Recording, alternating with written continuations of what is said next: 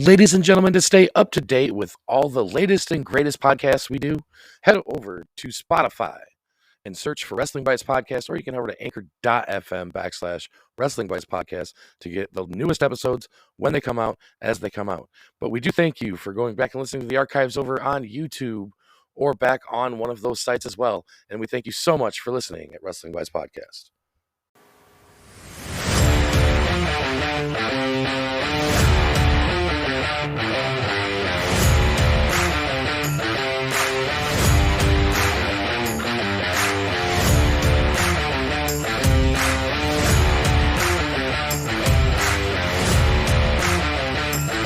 Ladies and gentlemen, are you ready for the Wrestling Bytes Podcast? Your host, on the site, and Chris Young.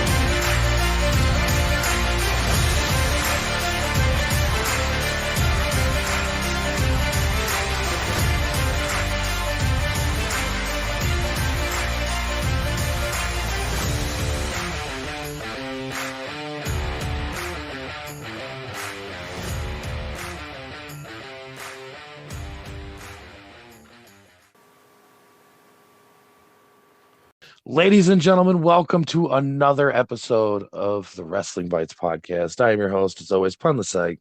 And with me, as always, I said last time, my co-host with the Mo-host, the best damn referee in the business, Chris Young. How are you doing tonight, bud?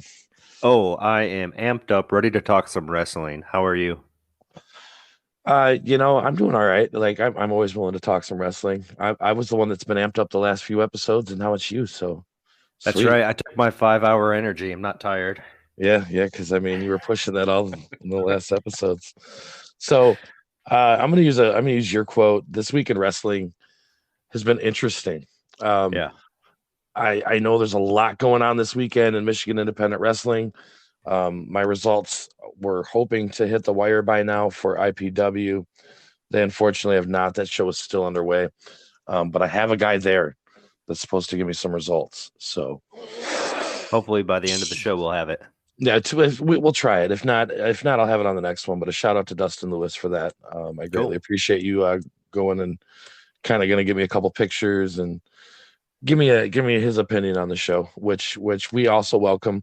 If any of you guys out there listen to the podcast and you are a fan of Michigan Independent Wrestling and you happen to go to one of these shows, we would love to hear your fan review. They're always welcome. And I believe you put something up on the site for that, didn't you, on the website, on the wrestlingbytes.com? Absolutely. Yeah. There's a new results section. You can just go there and there's a little form you can submit, put your name, email, and just put whatever you want about the event.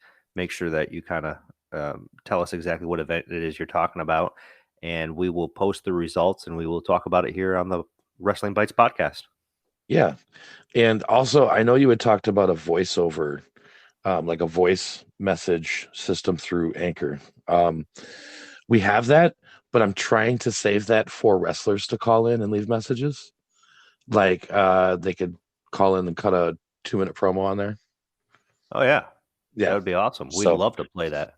Yeah, so that's what that's going to be available for. So if you have a quick promo you want to cut, you want to promote something real quick, I'll give Chris the link. We'll get that up on the website for wrestlers. It's not really a fan line. I'm not trying to run it as a call and troll the show because that's what it was used for previously. But I think it'd be a good idea to let wrestlers have the opportunity to cut a quick promo or advertise whatever they want, and we'll put it on the show. So, absolutely. While we're also talking about the website, there is several features on the website.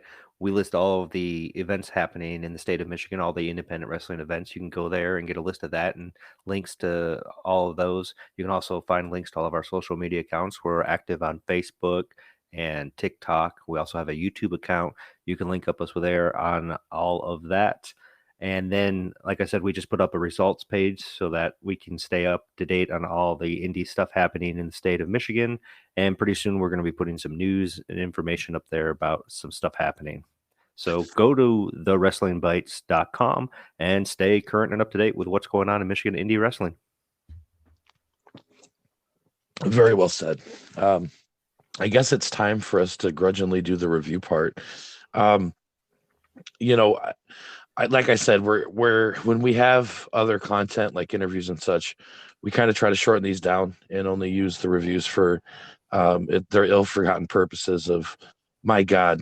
Um, anyways, we're gonna start the review purposes here tonight with AEW Dynamite. Yeah. Yeah. And I love how they managed to sneak in there at the very beginning. Excalibur said, we're on the road to revolution. Yeah, I noted that as well, and I thought it was funny that this episode, um, it was kind of insult to WWE. These guys were literally 45 minutes away from Titan Towers in Bridgeport, Connecticut. I thought that was kind of funny, and Yeah. they did make a crack about it too, Yeah. several times in the show. So I thought that was kind of nice little Well, touch. there's some interesting things that happen on this show that I got me wondering, but we'll talk about it. Yeah, for sure. And this was an interesting ordeal. This show started off without a promo. Yeah. So this one went right. I mean, so they're obvious. I swear to God, Tony Khan's listening to our podcast. I agree because Jim Ross has cut out all the references to other wrestlers. The Yeah, number of apron spots have gone down, and Excalibur has really slowed down his pace and has become a better play-by-play person. It's just amazing. yeah, for sure. Was this the match? No, no. So on the next episode, I'm going to talk about Andrade and a apron Yeah. spot that needs to happen more often because that was just one of the most vicious apron spots I've ever seen. It was very, very, very, very impressive. Anyways, back to the tag team battle royal. This kicked off with this involved the Gun Club, FTR, Kyle O'Reilly, and Bobby Fish, which is also known as Red Dragon 2.0, the Young Bucks, Butcher and the Blade, We Are Best Friends, Santana and Ortiz, Private Party, and the Dark Order, John Silver and Alex Reynolds. Alex Reynolds. That's not the same Alex Reynolds, is it? I don't know. No. The answer It to your can't. It, question is no. it can't be. Um, so this was a very chaotic ordeal until it finally calmed down and the numbers succeeded a little bit. Um, I think there was a nice touch by having members of the elite eliminate other members of the elite at the end of the match, and then them getting upset. It's a typical battle royal spot though. I was Yeah. impressed to see that it was Red Dragon that went over opposed to the Young Bucks though. Yeah. Yeah. Well, I mean, halfway through the Battle Royal, it was announced that this is actually only one team that'll qualify because they're going to have a trios tag team match at Revolution. So the other team will be announced next week. So once they announced that, then I went, okay, well, we know the Bucks aren't going to win this time, but they're probably going to win next time. At the end of the match, Hangman Page came out and cut. And I'm not a fan of Hangman Page, but this was a pretty good promo by him. Um, it was pretty solid. It hit the point. The only thing that I could really say about it is um, what he was saying was good stuff, but none of it really had a long-term effect with the storyline that they're pushing right now. Other than Yeah, that, I mean, I don't have much to say on Adam Page. I always think it's awkward when he comes out holding the belt the way he does. I feel like he doesn't belong. But I've said that from day one that he's gotten this belt. Yeah. He seems out of place as a world champion. Yep. Then we had a promo, but this promo was probably the best promo I have seen in the last 2 years. And I mean this. This promo was amazing. MJF deserves an Emmy award for this one. Golden Globe, whatever. I don't know what you can give him. Give him an award. Okay. You I didn't have a agree with little me on bit of a this. different opinion on it, but that's okay. See, the word that I used for this entire show was daring. It's daring to start with a battle royal that lasted over 20 minutes. Yeah. It's daring not to have an actual wrestling match for 47 minutes on your show. and then it's daring to send MJF out talking about how he faced adversity as a Jewish person growing up. Yeah, I understand why people liked it, and it was a different MJF promo, and it came off strong, but I thought it was just too hard and too long. Something I've never heard of.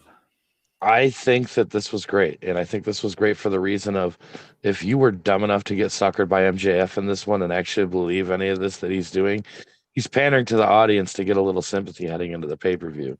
And it's exactly obvious of what he's doing, and he's doing it as an obvious mark, but he's doing it in such a way that it's not over the top. It actually feels like it's emotionally real. And for that reason, this is a great promo. He actually made some people feel bad for him. That is exactly what he was trying to do, and he hit exactly what he was trying to do. Oh yeah, yeah. Well, you can see that from a mile away that this is just a setup. It's And just he a mind wants game. sympathy. Yeah. Yeah. Yeah. And CM Punk came out and started to bite on it a little bit, which, there's a realism to that because they weren't talking through microphones. So you had to kind of pick up what they were saying. But what I meant by, like, if you didn't buy this, if you don't believe that this is just a setup to work an angle at the pay-per-view, you're crazy, because that's all it is. But it's a nice addition to the story they're going to tell in a few weeks. I just think it was a little too, I don't want to say risky, but I just thought it was a little bit too, I don't know. It's only risky if they don't write it into the program. Well, then it becomes risky. MJF can come out and say all that stuff about himself, and there's no problem with that. But if CM Punk was to come out and say all that about MJF, then there would be an uproar. That's what makes it beautiful. He's twisting it and saying things that CM Punk can't say. It's like the Eminem thing. When Eminem came out in 8 Mile, he told everybody all of his flaws so that way they couldn't be used against him. I think it's a genius promo, and if it tells the story, I think it will tell at the pay-per-view. You may look back at me and say, you know what, that did actually lead to a great story, and I really think that they have something there. I want to see where he's heading with it, but I think I have a really good idea, and I like it. I gave it a straight A, man. Yeah, no, it was a very good promo. I just thought it pushed the line too far. Next, we had the House of Black versus Penta El Zero Miedo and Pac. That's a long name with a short one. Yeah, good job. The bastard Pac. I mean, that triangle came out in this match hot. They came out hot. Eventually, it's the same normal tag team match in AEW. There's definitely an argument to this match, which made me take the grade down because I would have rated this an A-. But Aleister Black should not be eating pinfalls in tag team matches that have no meaning at this point. That story was over when Pac fought him blindfolded. Yeah. So I hated every part of this match. I'm sorry. They buried the ref. The ref wasn't counting. It was all double teams. It was just crap. Technically, I guess they did all right. But, they had blackouts before the match. They had blackouts after the match. They may even had some during the match. It was just, I didn't care for it at all. I like the fact that they made Aleister Black eat his own mist. I think he oversold the shit out of it, though. Yeah. There was that was, it turned to crap in the end, and I didn't like this at all. And then then we had another surprise debut with Buddy Matthews. Yeah, Buddy Matthews showed up, and I mean, he's just another mid-carder at best for AEW. That makes 92 of them. Yep. He'll disappear in the muck. Yeah, exactly. Keith Lee debuted 2 weeks ago, and since then we've only seen a 10-second spot of him in the back. Well, that's because he's highly out of shape. Well, we can talk. No, like we'll talk about that later on. Like if you look at Keith Lee, like that's one of the topics I want to bring up. It's a real short one, but Keith Lee is there's a reason why he got let go, and it shows. It's starting to show. He was so winded. I went back and watched that match. It was a great match, but he could barely keep up.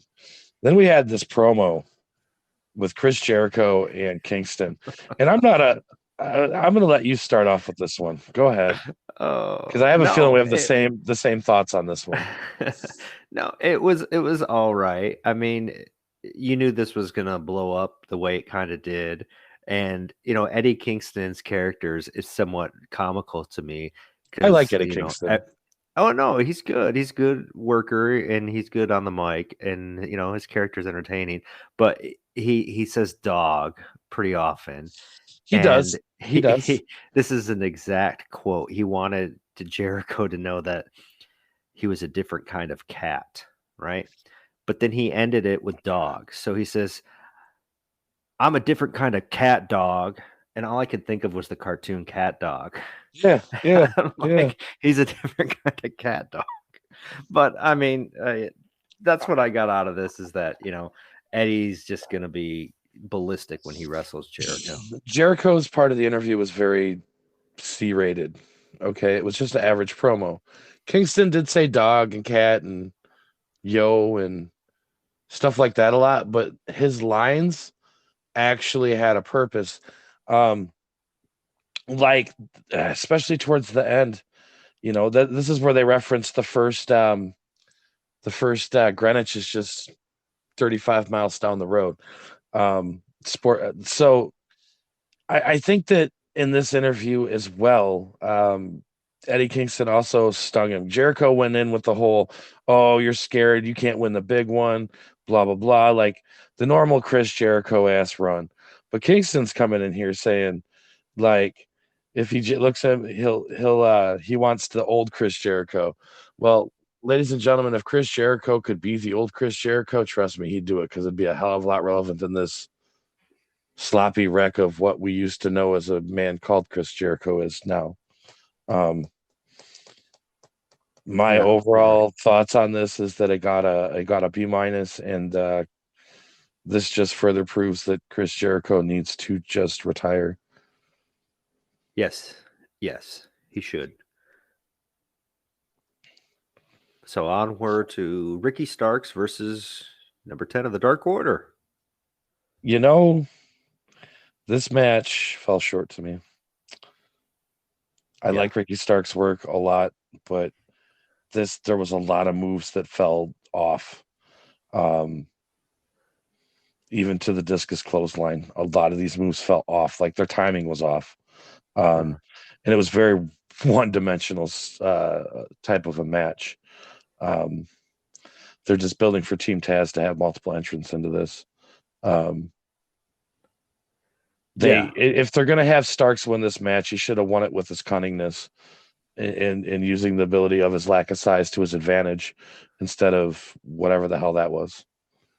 Yeah, because the winner of this was the fourth person in the Face the Revolution ladder match at Revolution, and Yeah. Ricky Starks got the victory. I didn't see most of the match because it was in picture in picture. They did like 2 minutes of wrestling, 4 minutes of commercial, 2 minutes of wrestling. So uh, I tried to pay attention, but I missed it.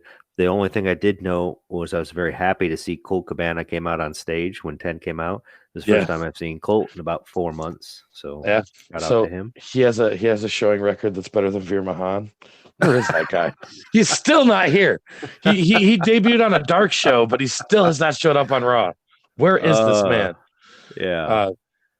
So then we had what I wrote the worst match of the night.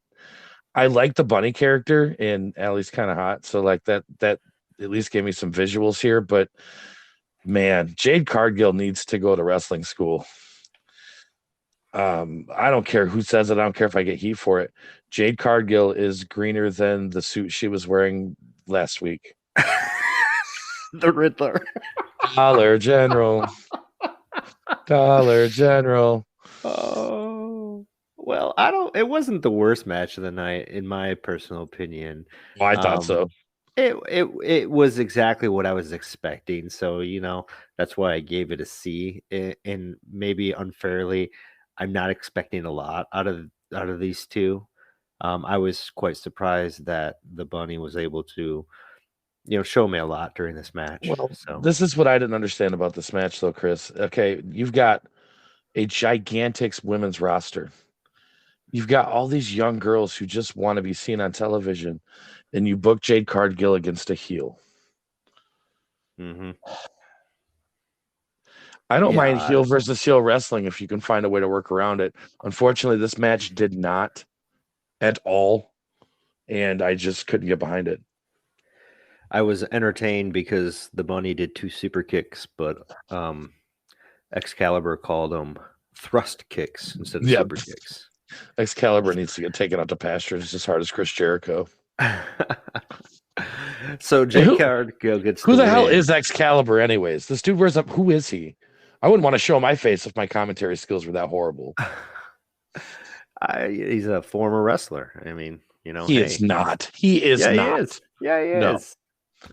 He is. I mean, I don't know his entire background. What Outlaw Mud show did he work for? He was, from my understanding, he was pretty big in like the late 2000s.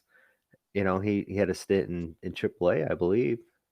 I mean, I'll look it up and I'll give you the facts on our next show. But I mean, I agree he's not the best play-by-play commentator, but he's paid his dues. He needs to go back to paying them. Yeah. So Jade Cargill gets the win, and then she gets on the microphone, and for some ungodly reason, she asks, "Who's next? Who's her next victim?" And the crowd starts chanting Goldberg. You're not Goldberg.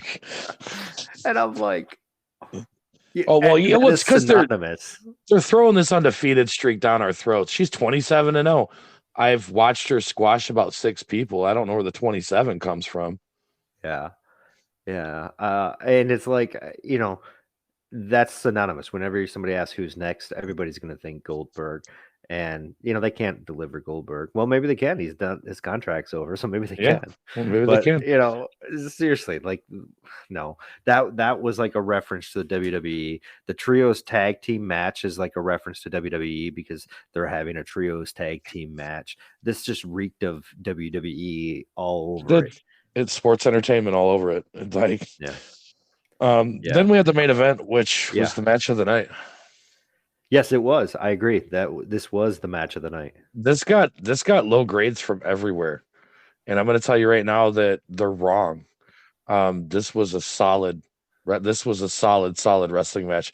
This, in my opinion, is in contentions with a couple other matches we've talked about this year, as far as AEW is concerned for match of the year. This was a great match. What the ending of this took away from it, the whole Moxley coming out and everything, like all this run and jump and shit. It should have been a legit legal win. Shake my hand, take my respect, jump me next week. There was no reason for all this. Like he just earned his respect. Like honestly, this match lost grade to me because it could have went about 10 minutes longer. That's how much I enjoyed this match. I was kind of upset this match ended when it did. They must have been running out of time because they definitely cut it a little short. They were telling a great story. It was highly entertaining.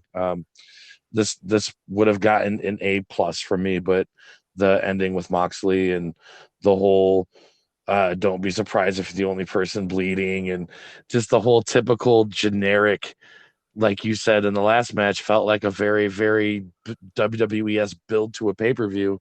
Made me drop the grade to a B+. But this was a great match from front to end. Yeah, so, no, I agree. I didn't take any notes during this match because I was intrigued and I was watching it. I didn't write anything bad and I didn't write anything overly good. And then we got to the ending, and like you said, so it dropped my grade from a B+ to a B-. So I wrote that they're obviously setting up for a Mega Powers-esque run by Double or Nothing with Moxley and Bryan Danielson. I feel like they're going to have their big versus match, and it's going to break into them doing a Mega Powers type of thing where these two huge stars are a tag team, and then eventually it's going to fall off, and then we're going to have, I hope we don't have the match made in heaven and the match made in hell. Oh no. SummerSlam 91. That was such a bad pay-per-view.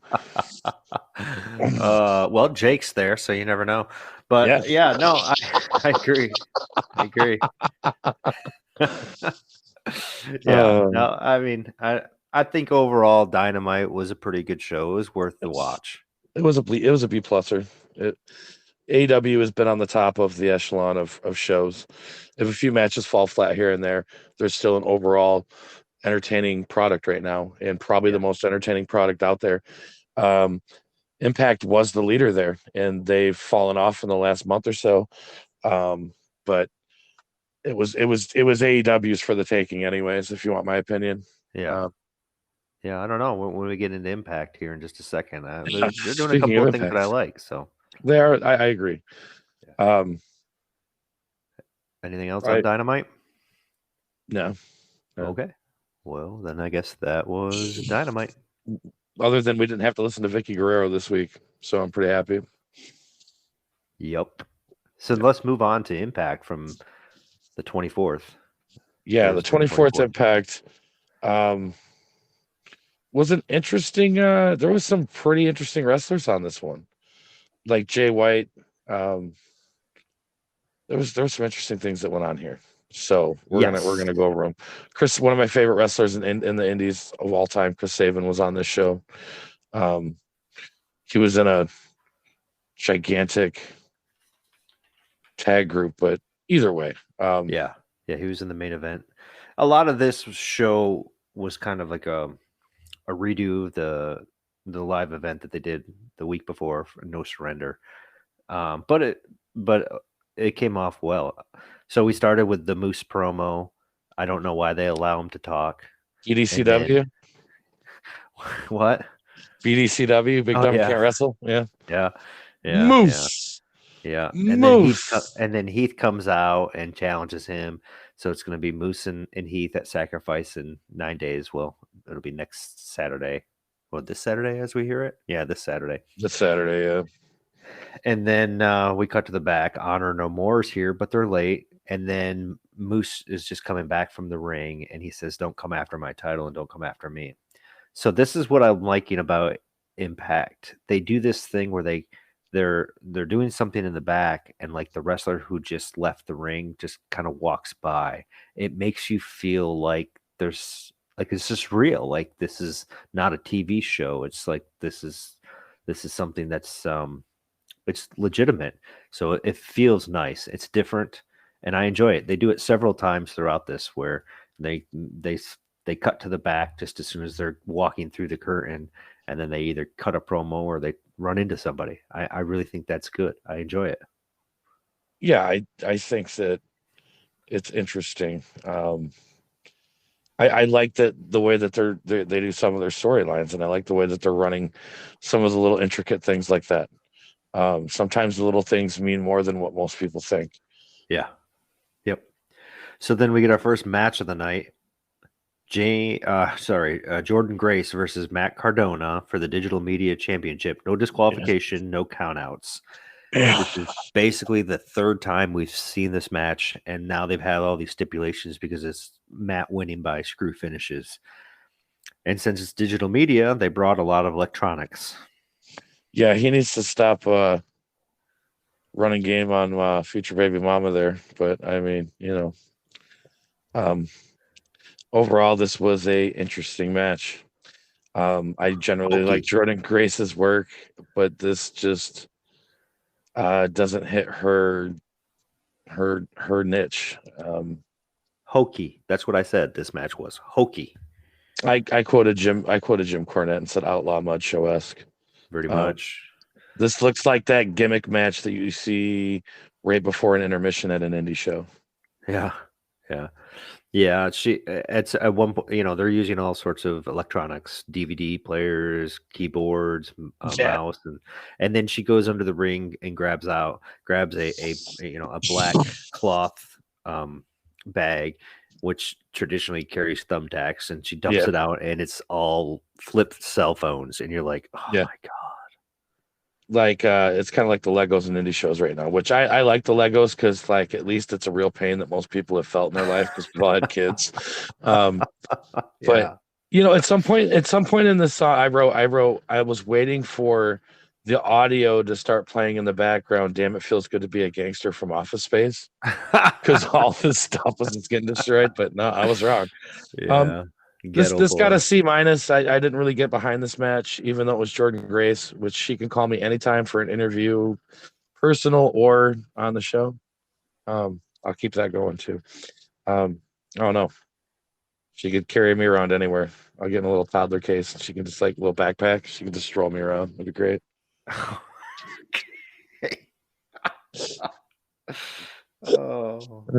Anyways, then we had John Schuyler versus Bhupinder Shugar. Is that how you pronounce that dude's name? I had it. Bhupinder Shugar. Bhupinder Guhar. Gugar. No. The J is kind of silent. I feel like I have peanut butter in my mouth now. Yeah, Bhupinder. And Brian Myers comes out to do commentary on his own commentary table. Yeah, Brian Myers. Yeah. So, this match was actually pretty good. I was actually impressed with it. Shut that down pretty fast. Well, it needed to be. Yeah, this was a pretty quick one. It didn't need to be long. I feel like it served its purpose, and it was an average match. It got a straight C. And this match was just put together. Give Bhupinder a win, and then get W. Morrissey out to wreak havoc. And he did. He put Schuyler through the table. But that's Brian Myers' table, because we can't get rid of the real commentary table, because Impact wouldn't know what to do. Well, that's why he had his own table. Yeah. And he contributed nothing to the match. I think like one sentence. So the next match was a AAA Reina de Reinas championship match. Yes. Gianna Purrazzo, not you made it sound like a dog food the other day. You made it sound like a dog food the other Perino or something like that. Gianna Purrazzo versus Lady Frost. Yeah. I said Pirano. Yeah, no, first time it was the AAA title, so at least in my opinion it had a little bit of legitimacy to it. And I enjoyed this match. It was exactly where I thought it was. I was surprised that Lady Frost came out, because just last week she was losing to Giselle Shaw. So why Lady Frost would come out, I have no idea. But yeah, no. And there was this really cool moonsault backflip on the apron by Lady Frost. Yeah. That was pretty awesome. Yeah, it was. And she didn't even look like she was ready to pull the move off, and then she just did it out of nowhere. Yeah. It was very impressive. This match kind of helped prove why Deonna Purrazzo is a leg ahead of a lot of the women's wrestlers in Impact, and it shows. Yeah. Yeah, there was a really bad spot in the match where Deonna's getting pinned by Lady Frost in the corner, and the ref for some reason jumps over them to look at Deonna's shoulders, but ends up cornering himself. So he's literally laying over the top of Deonna's face while counting the pin. I'm like, you got into the wrong position. I don't know if he was thinking I couldn't go in front of them because that's where the hard camera is. So he tried to jump over and realized he wasn't going to make it. But it was weird. So, but yeah, Deonna ends up getting the victory, and it was a good match. I could say so much, like I'm smelting your mouth and not in your hand. Anyways, and then Giselle Shaw comes out, and poses, and that's it. What was the purpose of that? Like planting seeds, I guess. I don't know. I have no idea. Didn't make any sense. I don't want any of those seeds. Well, she beat Lady Frost last week, and now she comes out after Lady Frost loses, and Deonna's still there. She's setting up for a match between her and Deonna because she beat Lady. Yeah, I get it. I don't know. I get that part, but it's just like she didn't say anything, didn't push nothing. It was just like, oh, look at this girl flex. Wow. Yeah. Okay. Yeah. She looked extremely tall in the dress she was wearing. I was trying to figure out if she had lifts on, but it went all the way down to her. My favorite wrestler in the Indies for like the last 5 years, and I've watched him all over the place. And now he's been in Impact for a while. He got squashed in the next match, but dude, I really like Zicky Dice. I did not like him at first, but I like Zicky Dice, dude. I really do. His character is great. He got beat down in like 3 moves, but it was Jonah, and Jonah showed dominance. And again, I want my gimmick back. I'll let him use it for now though, because he looks hungry. I don't want him to eat me. Um, Yeah, anyways, this was but a typical squash match, but for Jonah. yeah, Poor Zicky. Jonah wailed Zicky here. Yeah, yeah. It was literally But like a suplex, a splash, a power bomb, and that was it. yeah, and I'm going to say this every time until it changes. Jonah has the worst entrance music ever. He's got Yeah. the worst theme music ever. Why he ain't coming up to SpongeBob? I don't know. Jonah the Whale. All right, kid. Um, Anything then is better than what he has now. It's just then too I will terrible. tell you that the next match that we've seen literally is a roster of all of the best wrestlers in Impact. We had Matt Taven, Mike Bennett. Yeah, okay, minus Kenny King, because Kenny King is like the Flavor Flav of wrestling. Kenny Yeah. King, Flavor Flav, But Chris Yeah. Sabin, Rich Swann, Willie Mack, Matt Taven, and Mike Bennett are probably the 5 top talents in Impact, in my opinion. And no moves, thank God. So this match here, I had high expectations for, and there was some really good action in this match. It just fell apart, in my opinion, at a certain point, especially at the beginning. It just turned out into an all-out brawl, and it eventually calmed down and gets brought back in. But Yeah, well, they started with a brawl, but the match hadn't started yet officially. yeah, And then once order was restored by the referees, that's when they rang the bell. at least And that helped from burying the ref so hard. that's what I put. They didn't this 6-man tag team match is what I was expecting on No Surrender, because it's just a rematch, just minus 2 people on both sides. Well, And this match was very good. They did good storylines. They had good wrestling. They didn't bury the ref. This is what I thought we were getting at No Surrender you instead of could the tell. chaos we had. Well, that's because you could tell that this match was led by none other than Matt Taven, Mike Bennett, Chris Sabin, and Rich Swann. They're the Yeah. ones that called this match, and you could tell by the way the moves were set up. This was Taven and Bennett to a T. Their tag interactions, and Sabin and Swann kind of did the same thing and involved Willie Mack, just like they involved Kenny King. These guys called this match, and that's why the ref didn't get buried, because Matt Taven is a stickler against burying a referee, but being a complete asshole at the same time. Yeah. He's one of the best heels in the business, Yeah. in my opinion. This was a pretty good match, and I gave it a B plus. I think that if they would have calmed it down and just went it right into the match, it may have been a little bit better off. I don't think there was a need for a brawl at the beginning of this one. Yeah. Yeah. No, I gave it a B minus, and I thought it was good. I did. And then, Honor No More ends up getting the victory, I which like just that they took, prolongs the storyline. and I like that they pinned Willie Mack opposed to making Sabin or Rich Swann take the L here. Yeah. It doesn't hurt Willie Mack. It would have hurt either one of the other guys. So I think it was put together very well. Yeah, I agree. I think Jimmy Jacobs had his hands in this match, but I could be wrong. Yeah. So, this match ended and we still had 15 minutes left of the show. Yeah, I noticed this. Then we had Eddie Edwards come out. And the gist of what he was trying to tell us, and it took an extremely long time for him to tell us, is why he's joined Honor No More and turned his back on Impact. And the only thing that I wrote down is because he wants to expose people. Well, he felt bad about Ring of Honor's hiatus too. Like, I think he felt like Ring of Honor was his home, so like he feels like he has to defend Ring of Honor. But other than that, that's about all I got out of it.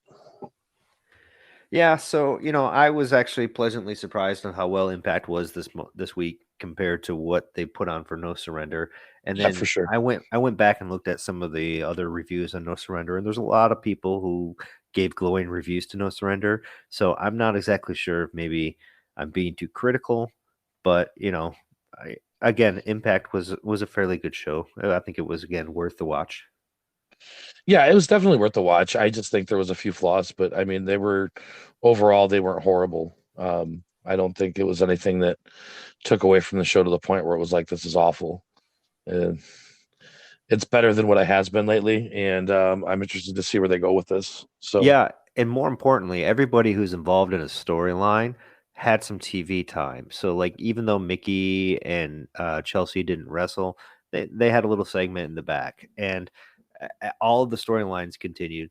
So it's good. It's good TV. They're really working on storylines. So I'm enjoying it. Yeah, for sure. Uh, that takes us to what, SmackDown? Yep. SmackDown from this past Friday, the 25th. SmackDown was an interesting show as well. Um, they're coming off of Elimination Chamber, obviously, and they're on the road to WrestleMania. So as a fan, am expecting a lot to come out of SmackDown. SmackDown has generally been the better show. It's been the number one competitor with anything, in my opinion. It's been a better show than Raw by folds every time. So I'm interested every week when SmackDown comes on. What kind of SmackDown show are we actually going to see this week? And this week's was okay. Yeah, it was definitely better than last week. It was. But, it was. It's still lacking in a few things. It is.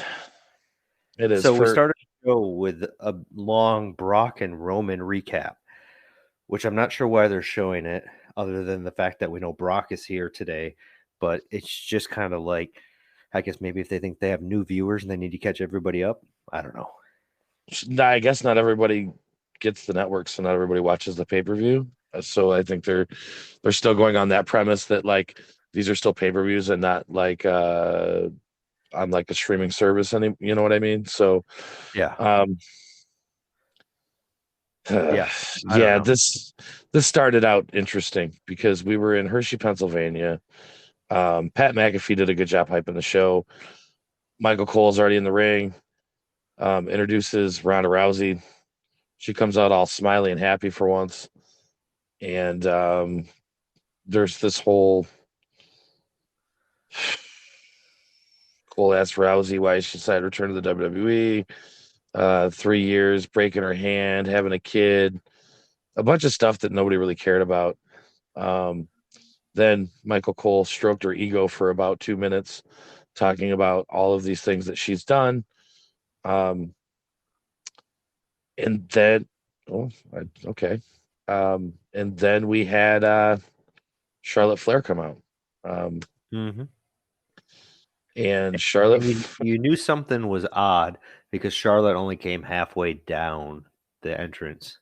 Yeah, I knew something was up at this point. Yeah, and essentially she's running the distraction so that Sonya Deville can come in and attack Ronda.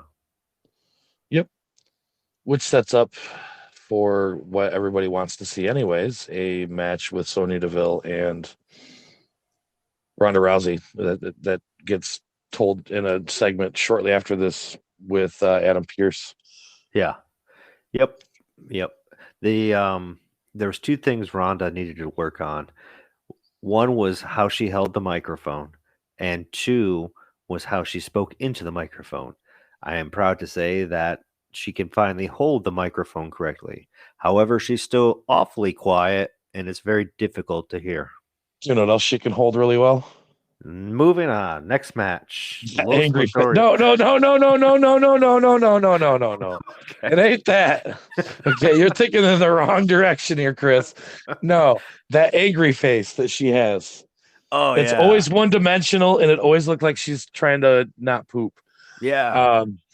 I'm pouty, but I'm angry. Yeah, I'm pouty, but I could kill you. Yeah, she does. She can hold that face for a long time. They come out to the New Day music, and they're literally advertised as Biggie and Kofi Kingston. Nothing. I don't. They're know. announced as New Day. No, they're not. Speaking of that, they're not. Can we take a sidebar here? Hold on, just a sidebar. Can we talk about this new ring announcer for SmackDown? I would rather not. Her voice is just so gravelly that I don't like it. It's like the girl. They had a girl doing the announcing about 5 years ago, and I don't think it might have been Lillian Garcia, but I think it was somebody else. And she'd always be like, "Cena," you're just like, holy soul. Like, Yeah, I yeah. don't. They've never actually showed her on camera. But I Would you just, want to see the face that makes that noise? yeah, I'm like, put the cigarettes down and maybe move on to vaping because Is it this Patty or is not Salma that's doing the ring announcing for WWE SmackDown? I don't know, I need a but couple more packs of Virginia Slims Marlboro menthol lights in a box. in a box. No, in a soft pack. I don't know. I don't. It's just. We're just It's being weird. dicks, I It's guess. weird. I don't know. Yeah, when we can pick on the ring announcer, we're being awfully critical. But no, back to the match. They literally do not know. Michael Cole said it was the New Day. No. Michael Cole did, but they don't announce them as New Day. They announce themselves as it's a new day. Yes, it is, but they announce them when they come out to the ring, no longer as New Day. They announce them as Kofi Kingston and Big E. And I find it funny because they only announce them as New Day when they're the 3-piece. Well, listen, Virgil still comes out as the NWO. So, when he's making appearances, Virgil he comes does a out to lot the of NWO things. And music. yeah, and have you ever heard the interview where Scott Hall shuts Virgil down directly to his face? Oh, that's vicious. I'll have to share that with you. That's a good I'll have one. to find that. But Oh, that's a good one. The Freebirds would still come out to the Freebirds music when it was just two of them. I mean, come on. It's the New Day. So okay. Okay. What? Am I No, wrong on that? I think so. You're telling me if that when it was just one of them wasn't making an appearance, that they would just call him Michael P.S. Hayes or. Okay, fine. We'll agree to disagree. They at least used to announce them as Michael P.S. Hayes, one half of the Fabulous Freebirds. Now it's just, it's Kofi and Big E. All right. So the New Day's wrestling Los Lotharios. Los Lotharios is a good tag team. Humberto Carrillo and Angel Garcia make a good tag team. This was actually a really good match. Yeah, it was. It surprised me in how well this match actually was. It was a tie for the best match of the night. Yeah, they did this kiss cam at the beginning where they picked a girl from the crowd and they kissed her, and then I got really scared because she was right by the steps where you walk up to the ring. So every match you got to see that part of the crowd, and I never saw that woman again. So I think it's the kiss of death. Yeah, and then we had a few weird segments here that all kind of like jumbled together, and I didn't really understand it all. As soon as they celebrated, then we seen Sam Roberts backstage talking to the Usos. Yeah. And then Cole sent us to a commercial break for the Toyota Tundra with Shinsuke Nakamura and Rick Boogs. What's up with that? Thank you for saying that. I did not understand that whatsoever. That was the Cronus moment of the week. Rah, rah, rah, ha, ha. And then we came back from the break. They picked the one Japanese superstar to endorse the Japanese product. The Toyota, I know. and then Rick Moose did all the talking. Yeah. Like he was a translator. Oh, Yokozuna be rolling in that gigantic casket of his. Oh my gosh. So we come back from the break, and Sheamus and Ridge Holland stop Big E and Kofi on the quad. And they taunted New Day, and Sheamus calls them out for a fight night, saying that they'd have to use the four-wheeler to carry their arses out. And then Big E and Kofi drove away, and I just went, okay. Then Sam Roberts is backstage again with the Usos, which apparently they didn't get what they had to say off their chest the first time. And we go to another spot about the 38 contract signing for WrestleMania. Jey Uso says it's the biggest match of all time. So basically they brought him back on to promo those guys, and then they mentioned the Viking Raiders. Like, I don't understand this whole Viking Raiders thing because they squashed the shit out of the Viking Raiders for like a month and a half. The Usos did. Yeah. Now all of a sudden, the Viking Raiders are coming out, attacking him at back, looking dominant. This They're was the team at the finally gonna Elimination wrestle. Chamber that got kicked in the face and dropped to the ground and could not compete anymore by guys half their size. Well, they're finally gonna wrestle next week, or this week as you listen. I guarantee you it'll be a 3.5-minute squash match. I don't know. We'll see. Watch, the Viking Raiders are going to win the belt. That would be WWE booking. Mega Morant was backstage with Xia Li now. Now, did you get to watch Xia Li's entrance? Oh my gosh, yeah. Yes, she waited for this moment her whole life. She's worked so hard in NXT and dreamed of competing on SmackDown. She's nervous but also confident because she is the protector. And tonight, Natalya will need protection. Xia Li is the love child of Raiden from Mortal Kombat. Oh, I know. I was thinking. We were talking about Glacier last week, and I'm like, well, oh my god. This was what I was. Okay, so remember when I told you that like they this isn't really her debut because she was on like Raw a few weeks back. Yeah. And they had like lightning bolts coming out of her fingers. It was the same shit they're doing now. They're just not using the lightning out of her fingers as much. She would do that kata thing and she'd stick her hand out and lightning bolts would come out of her hand. Wow. And so I was like, wow, this is just too much. No, this is the entertainment I love. And the whole time I'm watching this, I'm like, if WCW had this in 95 when Glacier came out, he would have been over. Because the entrance was fantastic. Yeah, you just she was nervous. But... Okay, mister. I can't wait to see the live entrance of Glacier, and I've never seen somebody so disappointed my entire life. Yeah.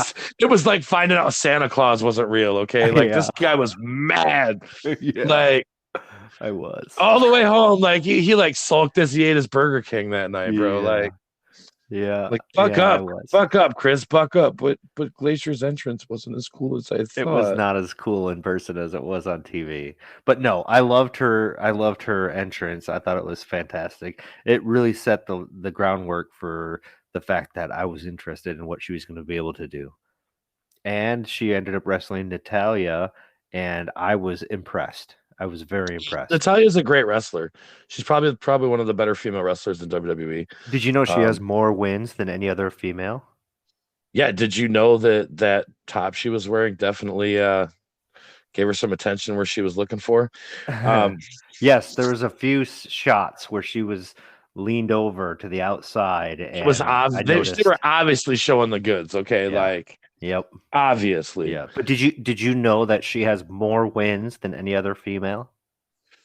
Yeah, she also has more losses. I mean, they only reminded us like 5 times during the 7-minute match that she has more wins than any other female. Yeah, but she lost to Xia Li. I know she lost. And it's when you have such a great entrance and you're hyped so much, you're going to have to lose. And I think Natalya was a worthy opponent. This was a very good match. Like I said, I had a tie for the 2 best matches of the night, and it was Los Lotharios in this one. Yeah, I gave it to Los Lotharios. This was a good match, but Los Lotharios match was more entertaining in my opinion. So I edged this one out. Next, we had a segment that set up for a celebrity title match at WrestleMania, and I was not a fan of this entire segment with Johnny Knoxville and. Wait a minute, you're saying that it's going to be Sami Zayn and Johnny Knoxville at WrestleMania for the Intercontinental title? Yes. Oh God, are you serious? Yeah, that's why I could not get behind this entire thing. I didn't even think about that until now. I mean, I know they were setting up something, but I didn't think it was going to be at WrestleMania. I'm pretty sure he said he wants a shot at the Intercontinental title in this exact interview. And he did. But I mean, as soon as he said that, Raw in 2 weeks, because they're not going to wrestle at Raw in 2 weeks. They said it 2 weeks because Raw always has a celebrity, or WrestleMania always has a celebrity match. Always. But they got Ronda Rousey. They got Logan Paul. They don't need Johnny Knoxville. They're doing a disservice to the Intercontinental title if Johnny Knoxville is going to be wrestling for it. It only furthers that the WWE doesn't care about the Intercontinental Championship or the legacy it's carried. They're ruining it. That's true. And that's why I can't get behind any bit that involves the Intercontinental title. It's not like the 24/7 title. I have no interest in it. So if there's anything you want to put on here about this, go ahead. But I will not lie. As soon as he said, I want a shot at the Intercontinental title, I knew where this was going, and I skipped it. Well, Johnny Knoxville called Sami Zayn no balls, which I've heard on another broadcast on another TV station somewhere. Yeah, a million times. Pretty much. Yeah. So, oh, Sammy ended up, I guess, snapping and beating up Johnny Knoxville. Knoxville sold the crap out of it. He sold it dead, which was perfect. Exactly how he should have sold it. It was good. It was a good segment. Well, and obviously then, they do the whole uh promo again for Brock, and they're about to do the contract signing at the main event of the night. Then there's the Black History Ambassador and the 2020 recipient of the Warrior Award. This goes to Titus Neal. He's done a lot for charities and communities. He's an amazing person. And I know I said that he can't wrestle, which is true, but the difference between him and Moose has always been the fact that this dude's done tremendous things for communities and gave back to people, which is just phenomenal. Congratulations to him.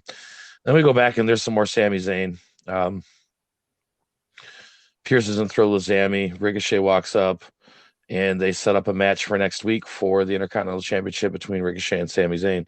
Guarantee you Sami Zayn will win that match, and it just sets up further for the Intercontinental Championship match at WrestleMania for Johnny Knoxville and Sami Zayn, which makes me want to vomit a little bit. Then we had a match that I thought was one of the contenders for the match of the night up until a certain point, and that was Sasha Banks versus Shotzi. Sasha came back after being gone for a while. Naomi comes out and joins the commentary. And this was a physical match. Shotzi was slapping Sasha in the face at the beginning. Banks hit a real solid Three Amigos. This was pretty entertaining, but then the end fell flat, starting with that meteor from the top. It looked weird, and then it just the end kind of fell flat on this one. The backstabber into the bank statement looked odd, and yeah, maybe it was ring rust. I don't know, but it was a good match. There wasn't really anything too bad about it. There wasn't anything that stood out as fantastic. There used to be a time where the guest commentator would come out before the match participants, but now I guess the norm is for them to come out after the people have been introduced.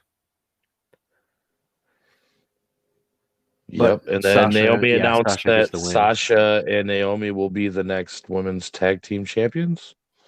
Yeah, yep. Naomi was super excited, kept it really short, and was like, "We're going to form a tag team, and we're going to go after the women's tag team titles." And then they cut to the back where Megan Morant needs to make a comment about that, and she says, "I'm not sure what that is all about." Well, I'm tired of this whole feud between Madcap Moss and McIntyre. Like, he almost killed Madcap Moss at Elimination Chamber. And he mentioned that Corbin mentioned that Moss. Oh yeah, how Moss uses his head, and there was and Moss has a strong head, and he can take it, and which was funny. He was holding his neck. He was selling his neck, for sure, which led to Drew versus Madcap again. This match was better than the pay-per-view match because, he didn't murder him. He didn't, drop him on his head this time. Yeah. Yeah, I mean, the match was good. It was probably, maybe just as good or better as what they did at Elimination Chamber. And I think it's time for this storyline to end. I don't know if you caught this or not, but on Thursday, WWE.com posted that Drew McIntyre was going to be battling Madcap Moss in an Elimination Chamber rematch on SmackDown. That's what they posted on Thursday. Well, then Friday morning, they post that Drew McIntyre is going to battle Happy Corbin tonight on SmackDown. So it went from Madcap to Happy Corbin. And I'm like, well, that's weird. And then when you watch the storyline unfold, the idea was that McIntyre was going to wrestle Happy Corbin, and then Happy Corbin backed out, and Madcap came in.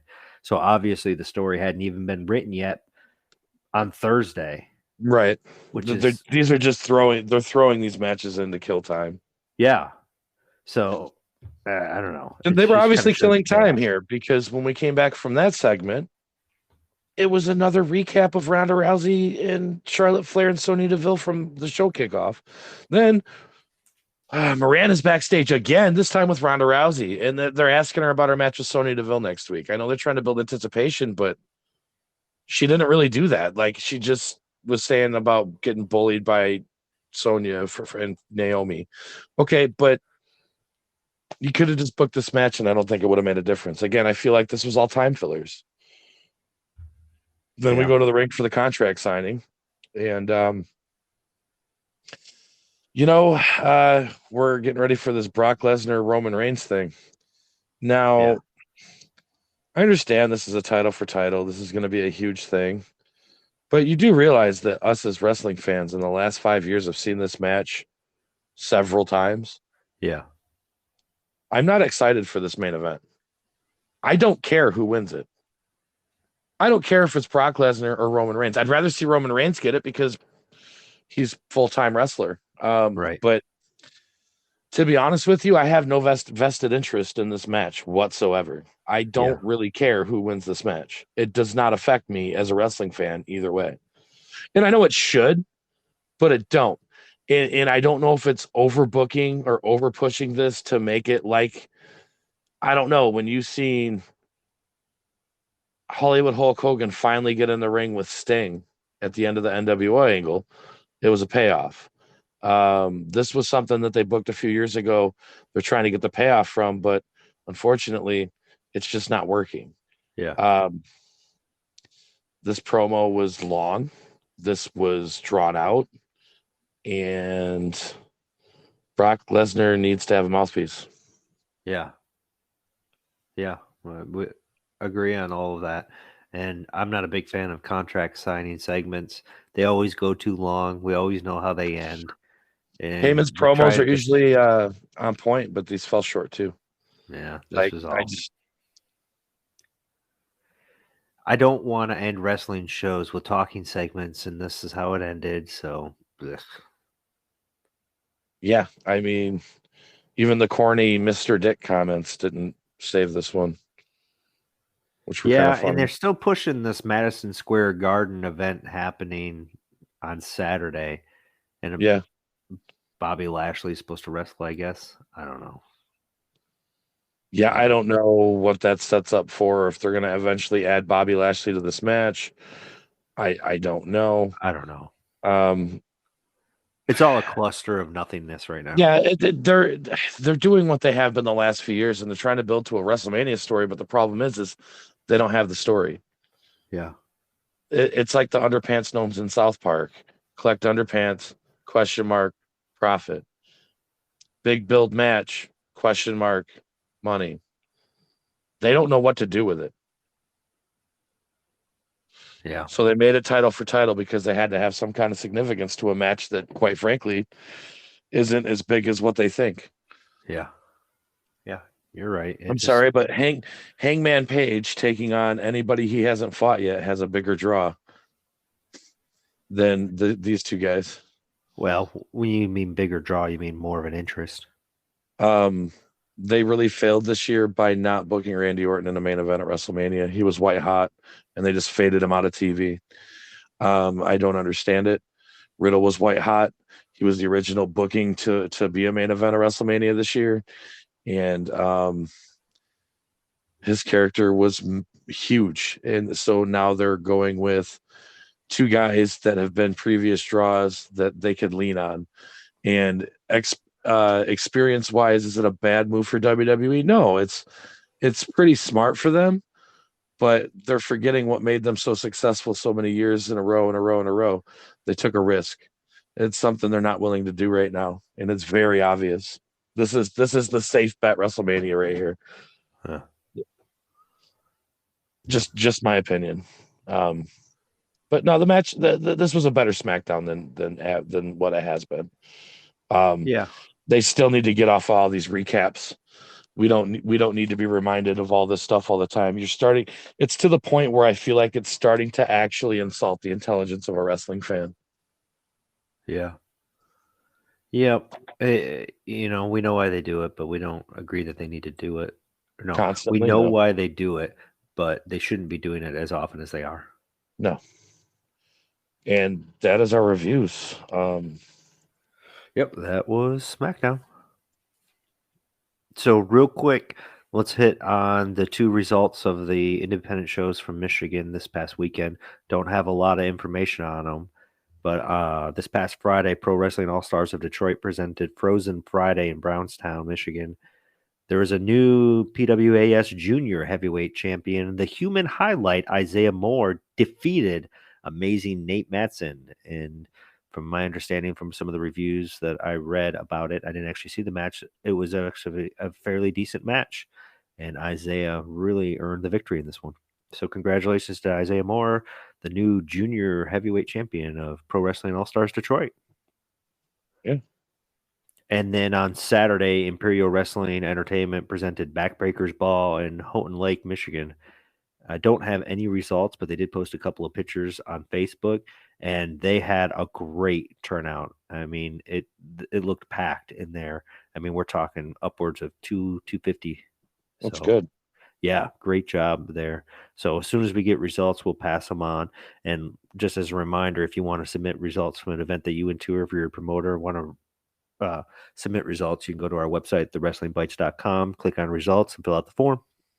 We will cover it here. Any results yet for No, I haven't gotten anything yet. IPW?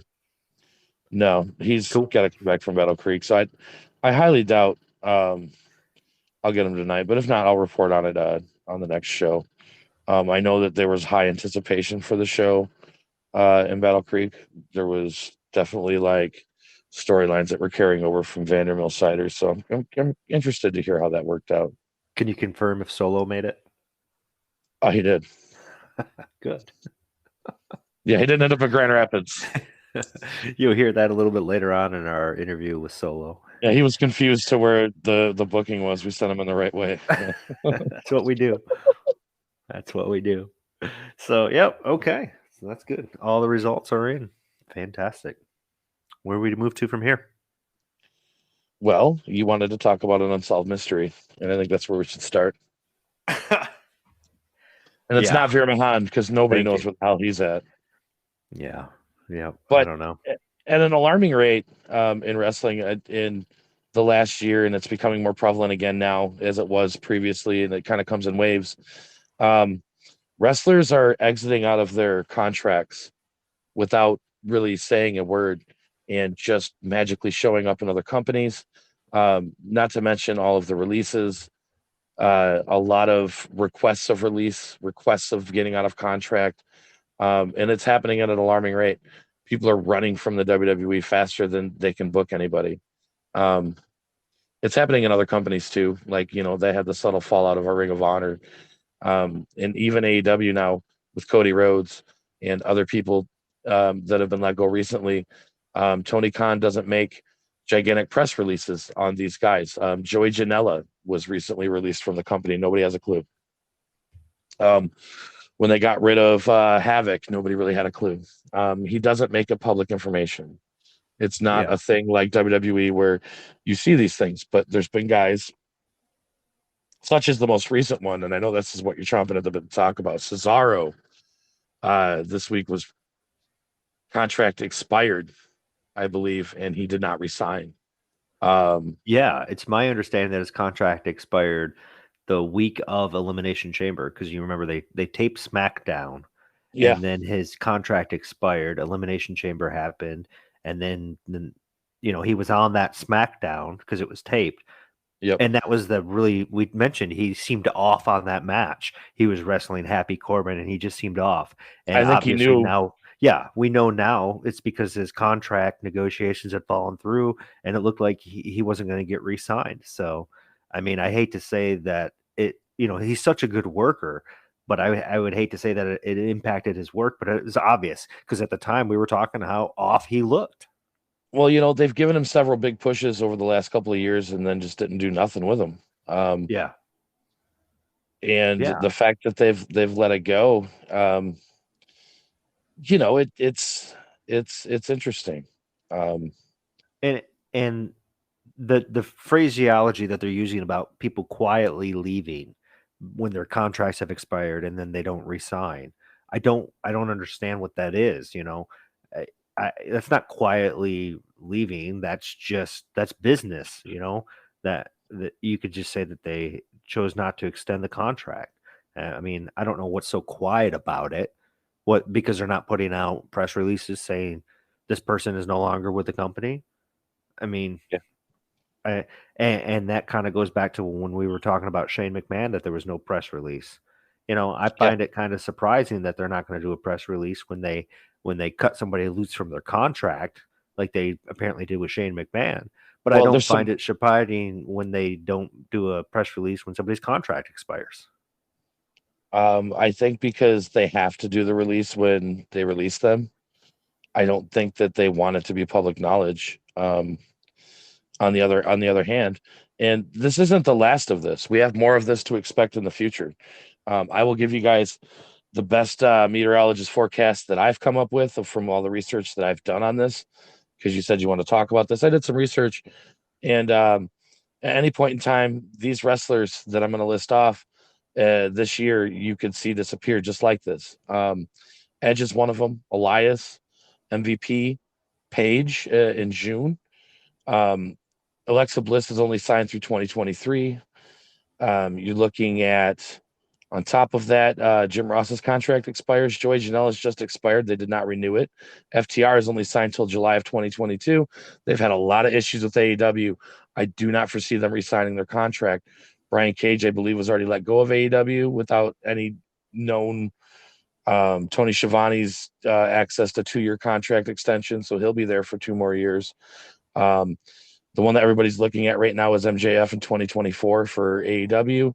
Um, Will Ospreay is done in 2024 in the spring for NJPW, and he's probably going to make a leap to the bigger names. Ace Austin, Carl Anderson, Doc Gallows, Eric Young, followed by Deanna Perrazzo, Sammy Callahan, Jordan Grace, Moose. These are all wrestlers that contracts, and Nick Aldis, all these guys' contracts expire this year. Everybody that I named, I would not be surprised at some point in time for them to show up out of the face of nowhere in another company, just appear.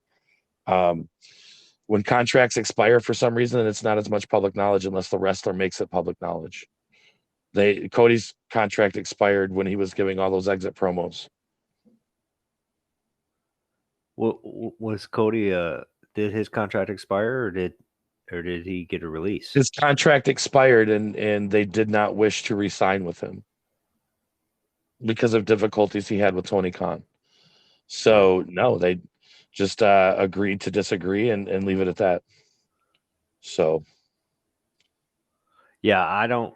Again, I don't understand the phraseology of all that. I don't know what the big difference is, and it just seems odd that when somebody gets released, there's a big deal, but when somebody's contract expires, it's quiet. I don't get yeah, it. and we've seen this with guys like Christian. We've seen this with guys. Um, I believe Miro was one of them whose contract expired and he just left. These guys just take off, and Yeah, you'll see them. They don't. When your contract expires, the significant thing is there's not a no compete clause, so these guys are free to go wherever they want. yeah, And we're seeing them access those rights very quickly. Some of these guys have literally walked off a show and appeared. Kyle Riley was one of them, who recently his contract expired, and he showed up like 2 weeks later on AEW. He had just wrestled a big pay-per-view for NXT.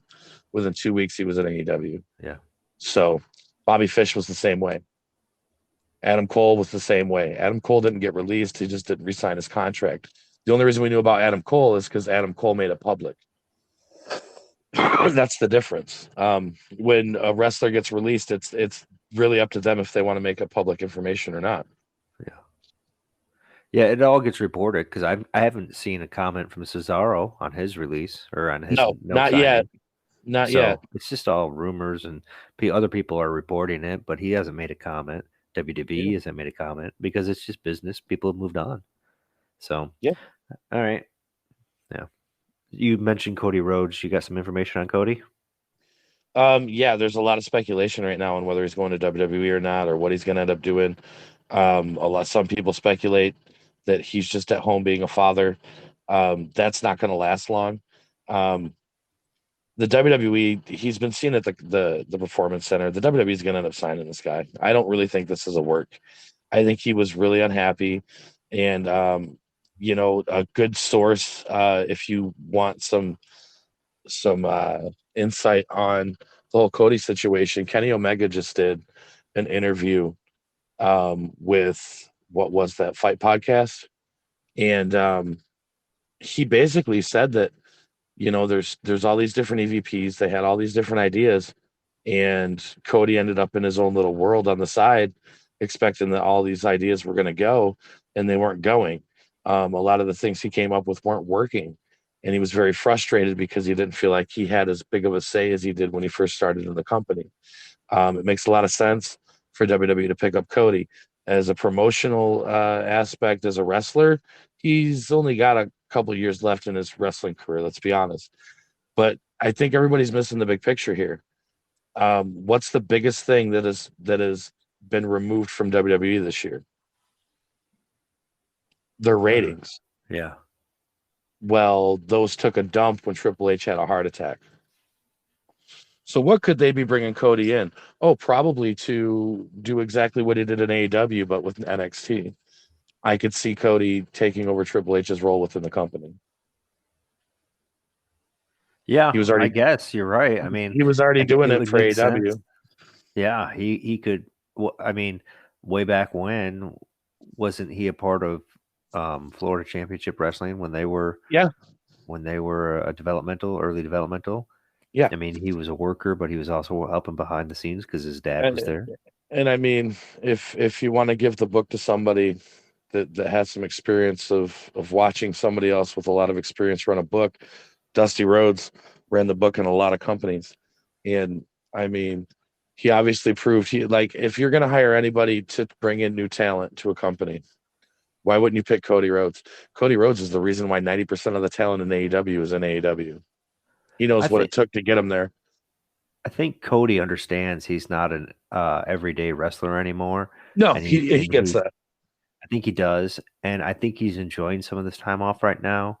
But I think he I wants still that think he's last going to take run. a lot of time off. I really don't think he's going to come back anytime soon.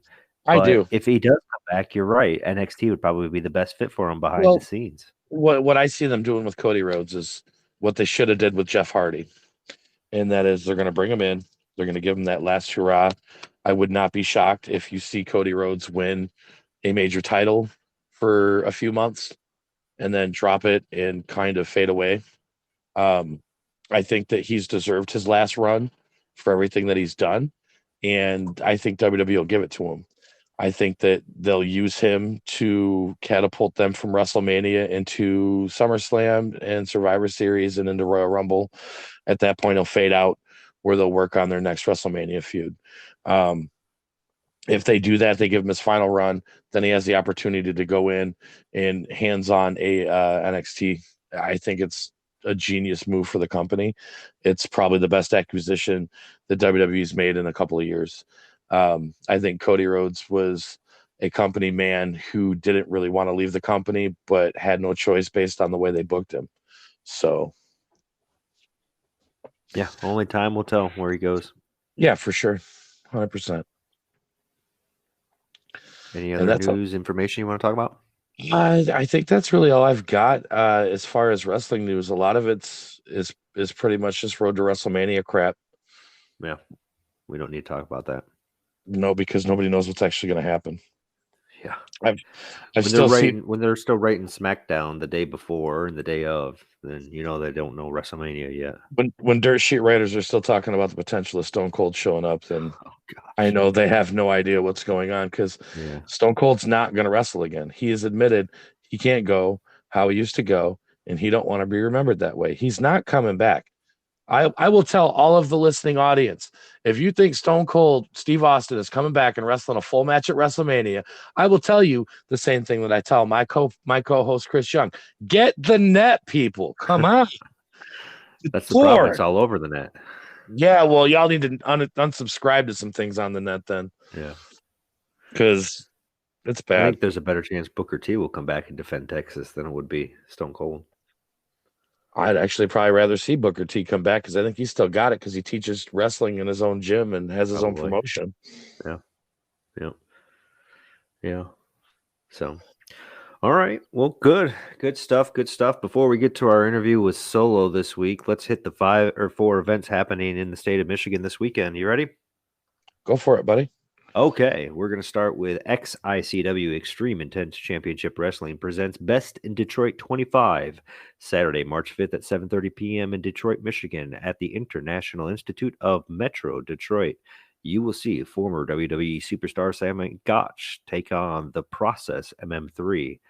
Thunder Kitty will be wrestling Randy West. TJ Meyer and Drake Jacobs will be wrestling. The XICW U.S. champion Mongo will be defending the title against Sheepy. And the Proving Ground champion, the DBA, will be wrestling Hoodfoot. For more information on XICW, you can go to xicwdetroit.com. Again, that's Best in Detroit on Saturday, March 5th, 7:30 p.m. in Detroit, Michigan. Extreme Intense Championship Wrestling. Nice. And also on Saturday, March 5th, we have Mr. Chainsaw Pro Wrestling, MCPW. They are presenting It's Not Just a Phase, Mom. Saturday, March 5th at 6 p.m. in Kalkaska, Michigan at the Coliseum and Recreation Complex. The main event will be MCPW champion Jamal King wrestling Adam effin Wick, friend of the show. And if you were listening to his interview here a week and a half ago, you heard he announced this match on our podcast. Yeah, I'm looking forward to that match. I'd like to get up there. I'm kind of double. I'd be kind of double booked if I was to go there. So yeah, I'm sure he'll report back on how it goes. I hope so. Also on the card, Justin Kyle will be wrestling Alex Weir in an Anything Goes match. Aaron Orion will be wrestling Christopher Saint. Dread King Logan will be taking on Sam Beal.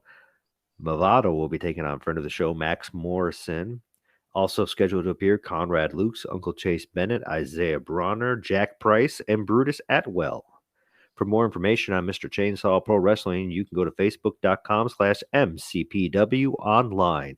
Mr. Chainsaw Pro Wrestling. It's Not Just a Phase, Mom. Saturday, March 5th. Kalkaska, Michigan. Third event happening this Saturday will be Ultimate Championship Wrestling presenting Capital Punishment. Again, that's Saturday, March 5th, 7:30 p.m. in Saginaw, Michigan. Scheduled to appear in the main event will be the premier champion Roy, the Working Man Williams, taking on Monster Clontz. If you remember 2 weeks ago on Ultimate Championship Wrestling, they wrestled in a Pandora's Box match. Well, the match ended when Roy Williams locked Monster Clontz into the box, and then it was set on fire by Nikki Ratu while Monster was still inside. So the question is, what kind of demon monster will be coming out of the box this Saturday at Capital Punishment? Also scheduled to appear are Bryce Sullivan, Kenny Urban, Code Inc. with Dr. Abby, Ace Evans, Nikki Ratu, and Nick Green.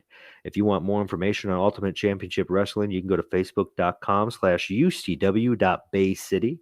They have a great television program on YouTube.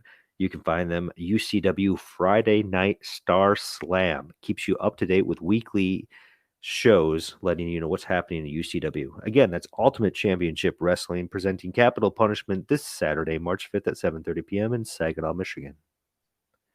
And the fourth and final event will be taking place Sunday, March 6th at 4 p.m. That's Pro Wrestling All-Stars of Detroit, presenting the Showcase of Stars, the Final Battle. That'll be in Detroit, Michigan at the Holy Cross Council number 2739, Knights of Columbus. They have not announced a card yet. They just had an event last week. I told you about the new junior heavyweight champion, Isaiah Moore, so I imagine he's going to be on the show. But to get more information on Pro Wrestling All-Stars of Detroit, you can go to facebook.com/PWAS Detroit. That's the Showcase of Stars this Sunday, March 6th, 4 p.m. in Detroit at the Holy Cross Council of Knights of Columbus, 2739. That's Excellent. it. Those are the events. If you want to have your event posted on our website and talked about, please visit our website, thewrestlingbytes.com, and fill out the email. You can send it to us right there. Or you can email us directly at info@thewrestlingbytes.com. We'd love to cover it. And we'd love to have you on the show, and you can cut some promos, and you can talk all about your event. Yeah, for sure. But that's it for this weekend in wrestling. We talked about what happened. We talked about what's coming up. We talked about the national level too. This show is almost over. Yeah. But don't turn it off yet. We have a fantastic interview with Solo. Yeah, for sure. I'm going to plug myself real quick before I go. Ladies and gentlemen, if you're in the Chicagoland area this weekend, you can check me out with Lucha Libre International. I am wrestling with Lucha Libre International this weekend in Chicago, Highland Park. Too many names to mention on this one. Ultimo Dragon, among many more. Famous lucha stars, Chavo Guerrero, and so many more. So get over there if you're going to be at the Walter Christian Academy. We will be there live at Melrose Park. Not Highland, Melrose Park. Bell time is at 6:30. Wow. So, awesome. But yes, without further, what's that? I was going to say good luck. Sounds pretty fun. Yeah, it's a group of guys that I haven't wrestled with in a while. Got the invite to do it. It's something that was on the bookings for a couple months, and I'm looking forward to it. So cool. So what if people stay tuned to listen to the Solo interview, which I absolutely hope they should, what are they going to hear? You're going to hear an awesome interview from a aspiring talent that gets the business in a way that I wish a lot of guys do. This kid will wow you, surprise you, and answer questions at a maturity and a poise of a level of a guy that's got way more time in the business than this kid does. Yeah, he was a great interview. I really enjoyed the time I had with him, and I hope he does come back and drop some updates here and there. Awesome. So yeah, stay tuned for that, and then we'll be back later on this week with the rest of the results from the national programs, and then we'll hopefully have some results from the previous events that happened in the indie scene in Michigan. And yeah, it'll be another great show. Yeah, definitely. Also, well, we're working on getting an interview with Danny Astro, so he should be on soon. Yeah, we've got Danny Astro scheduled eventually in a return interview with Alexander when we get that scheduled out. I'm still got a hanging interview with Xavier Justice. And I will say this, if anybody from the Death Threat Army is listening to the podcast tonight, I am looking to get a hold of Alex Weird, Aaron Orion, and Jack Price. Those are the three guys I'm looking to get interviews with right now as I'm trying to do the entire Death Threat Army in the segments. And then I want to get them all on together. So I'm looking forward to doing that as well. I hate to get them all in the room together. They're like Pokemon. They're like Pokemon. You got to catch them all. Okay, well, that's a great place to end it. Please stay tuned for our interview with Solo. He's a very, very sharp kid. He's really got a good head on his shoulders. You can also find some of his stuff on YouTube. He's a tremendous wrestler. He really is. So, ladies and gentlemen, welcome to the Wrestling Bytes Podcast. I'm your host, Pun the Psych, as always, and with me, the best damn referee in the business, my co-host, Chris Young. Chris, how are you doing today, bud? Oh, I'm having a great evening. Thanks for having me on. Yeah, I'm excited for this one. And tonight we have a young upcoming the kid's got the it factor. I'm telling you right now, ladies and gentlemen, Solo here on the podcast tonight, man. How are you doing tonight, my friend? I'm doing great, man. Thank you for having me on the show. I'm super excited. Bro, the pleasure is all ours. To be 100% honest with you, I watched you in the ring at the IPW show on February 12th in Grand Rapids at the Vander Cider Mill. And your match was the opening match of the night. And it stayed the match of the night until Adam Wick hit the ring and took on Alex Weir. And literally, it was so close that, like, it was just a hair, man. You won. You almost had it, but Oh, that Adam Wick always stealing my thunder. well, you know Love what? that guy. I love that guy. Yeah, he's awesome. But you know, you were very impressive. This match that I watched you wrestle, opening match, a guy who's been in the business for how long now? I'd say a year and a few weeks. Are you serious? Yes, You're totally not pulling serious. you're not pulling my That leg. was a heart attack. You're not like a reverse. You're not like a Benjamin Button wrestler, right? You're not really like technically at the prime of your career as you're getting younger. Nope, I'm Wow. a year and about, I want to say approximately like 3 or 4 weeks in.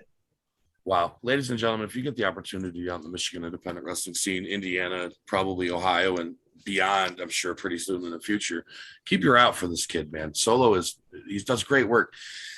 The strikes you gave out looked vicious. The strikes you received looked believable. Your work in the ring was solid. Now, I've seen a lot of guys train from a lot of different areas, and there's only a couple of places where guys get trained like this. And you, from my understanding, had the opportunity to train at one of the best gyms in the area. Yes, I was trained at the House of Truth by the Truth Martini and Sean Tyler. Two of the greatest minds in the business of wrestling right now, in my opinion. Most Very definitely. You did it right, man.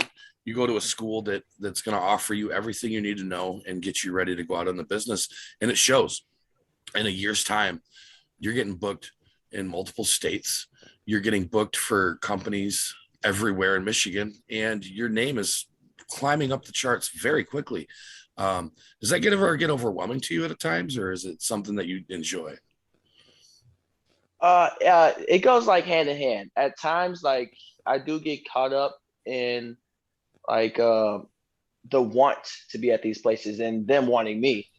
But also there's times where it's like a lot of these places, they run towards the same times, dates, and all that. And I catch myself wanting to be multiple places at once when I can't be. Oh, so you're like So Jeff King. so there's a lot of times where, like, say, for instance, I am booked on Mr. Chainsaw, but I want to go to XICW. I'm already booked on Chainsaw, so I'm gonna go there. But like, there's definitely like a push and pull. Yeah. So Gotcha. yeah, it is exciting, and it is nerve-wracking at times. Well, I could imagine it would be a little bit of a both, kind of like a little bit of a roller coaster ride. You know, you've worked for a lot of companies, and over all these companies you've worked for, you've definitely probably learned a lot about the politics behind everything in the business. They've changed a lot over the years. Nowadays, do you have you know, and this might not be a question that you can answer, but I'm still going to ask it. What is your opinions on backstage politics in wrestling? This is a good question.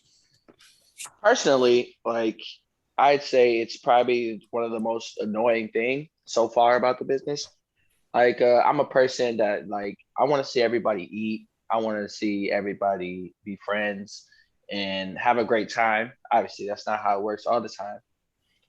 But it is a part of the business that you kind of have to work around, I have to say.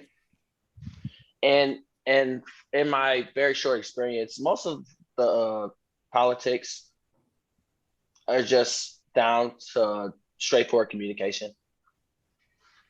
Exactly. Like there won't be any trouble as long as you're just straight up with everyone, whether it's business or just like petty misunderstandings. Yep. It sounds like it's kind of calmed down a little bit from where it used to be. I remember, like, at the probably the peak of my career, the locker rooms were toxic. It was all about elevating yourself, and it got really nasty at times. So I'm glad to hear that it's still annoying, but it's not nowhere near as prevalently toxic as it used to be. So that's good. Just, you know, always stay straight. That's a good thing to tell people, because if you get involved in some of that stuff, man, you always got to remember that everybody's trying to make themselves look better. And 9 times out of 10, if they're involving you and they're that kind of a person, good and damn well what their agenda is. So very smart kid. I try to stay away from politics because I'm all about the wrestling. I'm there to become better and have a great time. That's exactly what I wanted to hear from a young upcoming talent like you. You seem to get it. You really do seem to get this business pretty well. Answering the politics question the way you just did is genius. You were definitely brought up the right way. So what was it like going through the House of Truth? Oh, it was actually one of I could honestly say one of the best experiences of my life. Yeah. Here you have Truth Martini, who is personally my kind of teacher. The way he teaches, it's like he'll tell you how to do a thing, and then he'll tell you like why you're doing it, right. which helps me as a student to better learn how to do something. Yeah, no, totally. Me and Chris were just talking about this. What was it last week, Chris? About the dragon screw leg whip, and both of us not being told why we were doing it. They just threw us in it, and we're like, "Wait, what?" That's awesome. I'm glad to hear that. And then go ahead. And then you have Sean Tyler, who he was the, I guess you could say he was the assistant trainer, but he's the one in there that's doing like all the physical things with you. So he is the one in there kind of like helping you drill it and really giving you the hands-on. So that helps as well too. And that's another part that like made it like a really great experience. Along with like all my brothers and sisters that went through the course with me. Yeah. Would you say it was a fun experience? Oh yeah. It was a very fun and painful experience. I can imagine. Wrestling school is rough. But if you stick to it and learn the things that you're supposed to learn while you're there, it's so beneficial. You definitely have a good memory. You definitely remember a lot of stuff, and it's the subtle things in the business that usually make the biggest difference. And the thing I caught with you in that match is you were catching those subtle differences. And being young, it's a very big eye opener for somebody like me to watch, because when you can catch that stuff on the fly like that, and you have the ability to do it in match, and obviously I studied your match pretty well, if I can break it down like that. The ability to jump on those subtle differences so quick makes you adaptable so easily, and it's very impressive. I seriously, when I walked up to you after the show, the first question I asked you was, how long have you been in the business, bro? And you told me, and I was just like, no way. And you told me how old you were, and I'm like, wow. Like, I'm just blown away by a talent like that. I instantly wanted to see more of your work. I can tell you that right now. And I'm sure there's a lot more people out there that feel the same way after they watch you wrestle. That training's got me blown back. Like anybody who comes out of a gym like that and can learn like that, we need more gyms like that. Bottom line. I agree. From what I've been told, like not every gym is the same. No. Our course is, I want to say, a 12-week course, but because of COVID, we had to stretch it out to about maybe, I want to say, 15 weeks. Right. But from what I'm told, some like classes are way longer. Like some people train for a year, and some people train for 2 years. It kind of amazes me like how like fast my course and myself were able to learn all those things in such a short time. Yeah. And like I said, your memory shows, because it's stuff that stuck with you and you apply on a regular basis. It was very obvious. To have the ability to flow in a wrestling match that quickly and not have to spend years and years and years for it to hit you like a light bulb is an amazing thing. That's an uncanny ability. And every wrestler out there is trying to put the moves, the mic spot abilities together. You walk in naturally being able to do these things. Is it frustrating at times to write some of these interviews, or do you do them on the fly? Do you write them? Like, how do you approach a mic spot or an interview spot? So generally, I'm giving like such a topic or a scenario that like we're in for the thing we're about to do, and I try to drive my character into it. Mhm. So my character is essentially an anime fanboy or a wannabe anime character. So I try to bring that element into like my spots or the scenarios and even the matches. Like just like bring that personality into like everything I do in front of the crowd or in front of a camera. Yeah, for sure.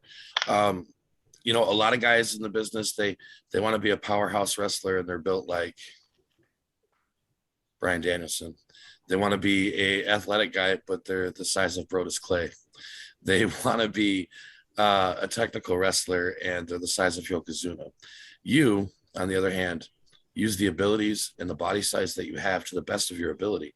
How did you figure out how to do that, or was it just something that you did naturally? I mean, so I'm about 22 now. I've never been the biggest guy in the room, nor the strongest. But I try to steer towards my strengths, and one of my strengths is speed and athleticism. So I try to incorporate that into my movements in the ring, and try to and naturally I'm a pretty like smooth mover. I was actually I this is verbatim from Truth Martini. I move graceful, which I didn't see until he said it. You but, do. Your flow is very, very smooth but fast paced, if that makes sense. But yeah, I try to stick to my strengths. I'm not a guy who's gonna try to pick somebody up. That'll run out all my energy. Of course.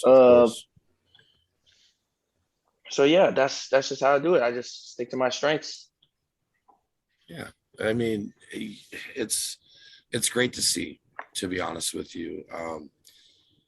Picking up all this stuff, you're kind of a natural talent. I mean, I'm sure that you had to learn a lot on the way, but your talent seems to come more naturally. It like you were kind of meant to do this. You know what I mean? And that's kind of how I felt when you were in the ring, the confidence that you showed. You're meant to do this. And to make people believe that is a skill that it takes some wrestlers forever and a day, and they still don't get it right. So mad props. It's funny that you say that because like before like 2 years ago, I would have never thought I'd be in a wrestling ring ever, let alone like performing in front of people. Like I'm a person that like growing up, like I suffer from stage fright. Like even giving like a class project like made me shake, made me nervous, Right. gave me cotton mouth. Well, then how did you get into wrestling then? Well, so like originally, like I went to college to be a chef. I went to college for culinary arts, and I thought I wanted to be a chef, but that quickly like showed me otherwise. So I kind of looked towards the thing that was in my life consistently, and I figured I'd try out wrestling, and training started, and it felt natural. It felt good. It was fun. It felt like where I was supposed to be. Oh, so you kind of had a little Dicky. You had a little Dicky scenario.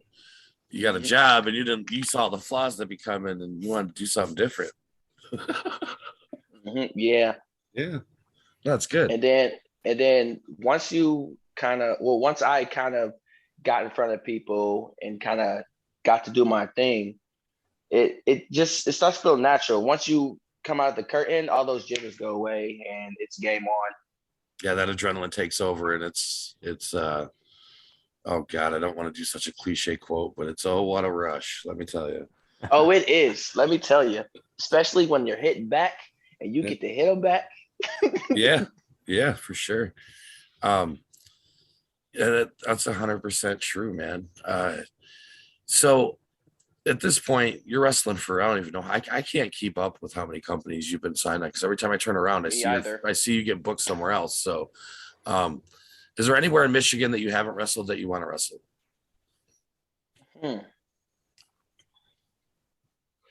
Anywhere else in Michigan? Or you know what, for your sake, anywhere in the tri-state area that you haven't wrestled that you want to wrestle? Honestly, in Michigan, I've hit all the places that I've had my eyes on, and I'm trying to still like rise up the ranks there and show my value and move up. But also, I am looking out of state. I'm looking towards Indiana, Ohio, basically like the Midwest area. Yeah. Trying to branch out a little bit, and I've had little success. I've hit a few places in Indiana. My bad. I hit War Wrestling in Ohio. Recently, I was in Tennessee for Intense Championship Wrestling Asylum. It's amazing. And yeah, I'm just trying to branch out now and keep steady at the ones I've hit already. You know, somebody like you, I could see branching out and eventually seeing you on OVW or MLW or something like that. You know, a lot of wrestlers have a dream of making it to the WWE. Did you join wrestling for that dream, or are you one of the guys that's got a more broad horizon? I'd be lying if I told you that like that wasn't on my radar, or if the opportunity came on my plate, I wouldn't take it. Right. But like, we're definitely in a day and age where WWE's not the most important. Sure, they're number one or number two, but now we have options like AEW, Impact, etc. So sure, I'd take the WWE if it was on my plate, but I'm also looking towards the other ones. Right. Like, I have goals other than, like, I've always wanted to be on Impact Wrestling. TNA was a huge part of my childhood, and so on and so forth. So yeah, I'm definitely looking towards to be on TV. Excellent. I look forward to. Go ahead. That leads me into kind of what I was going to ask you. You know, wrestlers are nothing more than wrestling fans that grew up to be wrestlers. So when you were growing up, what you mentioned TNA, what was your fandom? Where were you stuck? Who were you watching? Of course, I was the WWE fan, but yeah, I was watching TNA. What else? I got into ROH towards my teenage years. Towards my college days. Yeah, it was mostly TV stuff. Yeah. TNA is an obtainable dream, though. I can tell you that right now. It's something you can hit easily. With your skill set, it's just a matter of it's not an if, it's a when you're going to be around if you keep at it, in my opinion. Thank you. You can continue, Chris. I didn't mean to cut you off there. But honestly, like right now, like I'm enjoying the experience of the independent scene, because as a child, I didn't know the independent scene was a thing.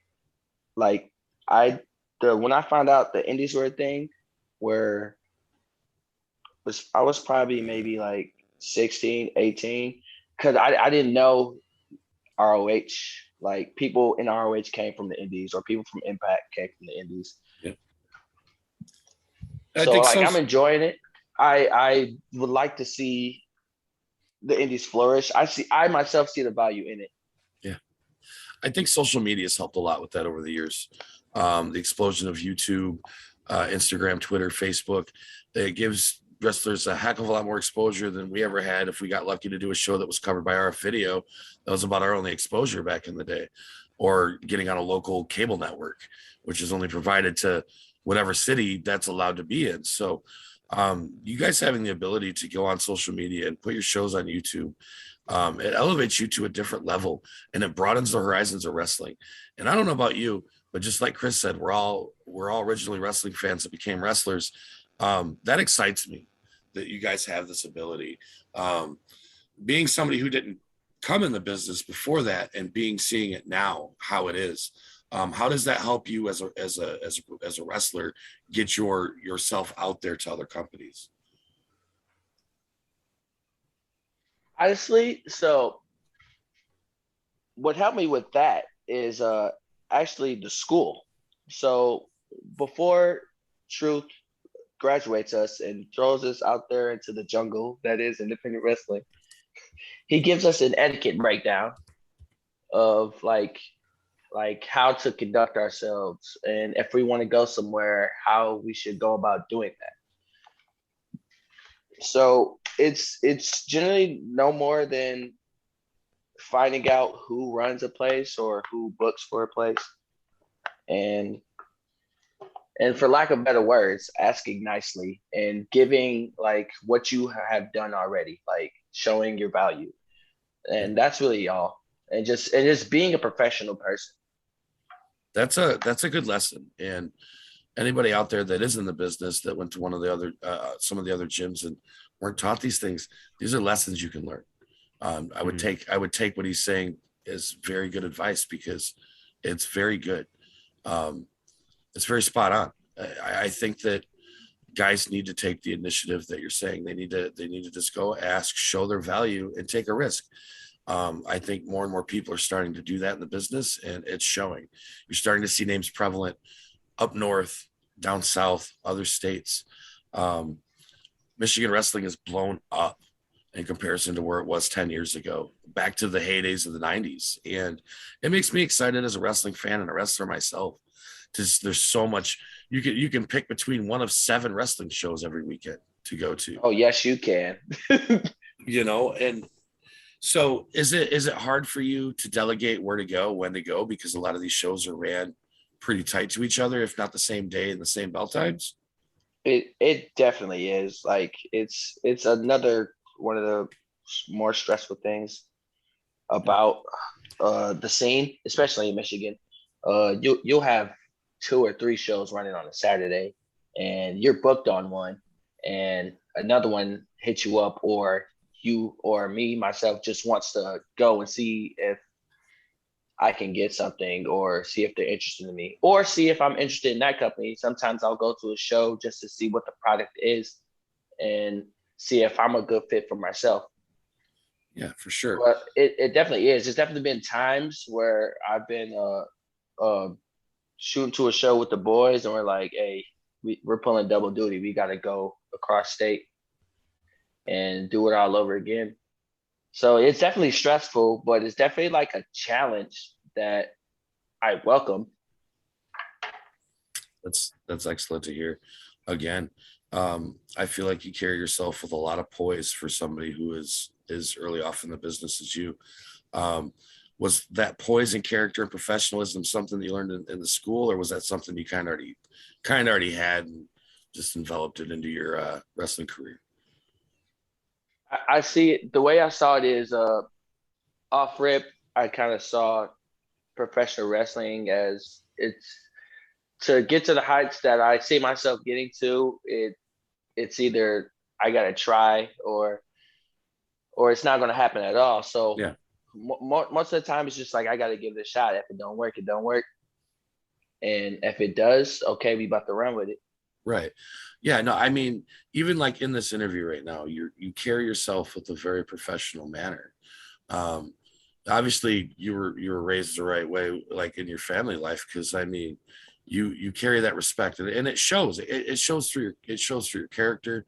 It shows through the way that you confidently speak. It shows through the way that you confidently walk. It shows through the way how you confidently wrestle. So it seems like it's something that you already had in you that you've just carried over, if that makes sense. Thank you. Yeah, it's definitely It's definitely impressive for a young talent like you to be so well rounded and have such a good grip on the business. I've talked to guys in the last 15 years between this podcast and PWR that had been in the business for 7 years and didn't grip the business as much as you do. So it's a very impressive thing to see and hear. And man, I want you to keep that up, because Thank you. your drive is not matched by many besides likes of Adam Wick. I see a lot of drive in you, a hungriness that I haven't seen in wrestling since a very young Jimmy Jacobs. Yeah. I wish a lot more people saw it as I do, but I see wrestling as it's a privilege. Like, it's not something I could do forever, and it's not an opportunity most others get to do. So I try to take it. I just take it as serious as I can, without developing an ego and enjoying it. Right. And Okay. you know, go ahead. Be honest with me. Are you comfortable to be in a position in the locker room if somebody was to come up to you and say, "Hey, I want to try this in the match," and you've never done any of those spots before? Are you comfortable enough to say, "Hey, let's work through this," or "I'm not ready to do that yet"? I would say I would, but I'm more of a person that's if you have an idea, we're gonna try it out. We're gonna at least try to practice it or think of a way we could do it safely. Yes. I'm a one speed kind of guy. It's either 0 or 100. So like you can ask anybody who knows me. If we're practicing something, we're going full speed. So I'm pretty confident. And if I think it's not safe, I'm gonna go, okay, maybe we should think of something else, like, or what else can we do? Because there are some things that you can't, like, I myself can't do. I know my own limits. And there's been times where we've been working through something and we've had to do something else. It's actually like how I come up with most of my moves. Chris, did he answer that perfectly? Pretty darn good. Yeah. Yeah. We were just kind of talking about that. It's amazing how people nowadays will have that confidence to say, okay, let's work through this, because back when we were training and stuff like that, if you didn't know, you were almost embarrassed to say it, and you just give the obligatory, we'll figure it out in the ring, which is pretty much the worst place you should do it. It is. I'll give you an example too. It was I want to say it was probably my second match at XICW. It was me versus Adam Wick, and we're trying to figure out what we're about to do. And Adam goes, "All right, so you're gonna hit this Canadian Destroyer on me." And I'm like, "Okay." And like he could see in my eyes that like I wasn't sure, and like I was just like, "Yeah, I've never done that before, or I've never given it before." So like Adam, being the great guy he is, he's just like, "All right, let's figure something else out." And I go, "All right, let me do a code red." It's almost that, but safer and a little easier to do.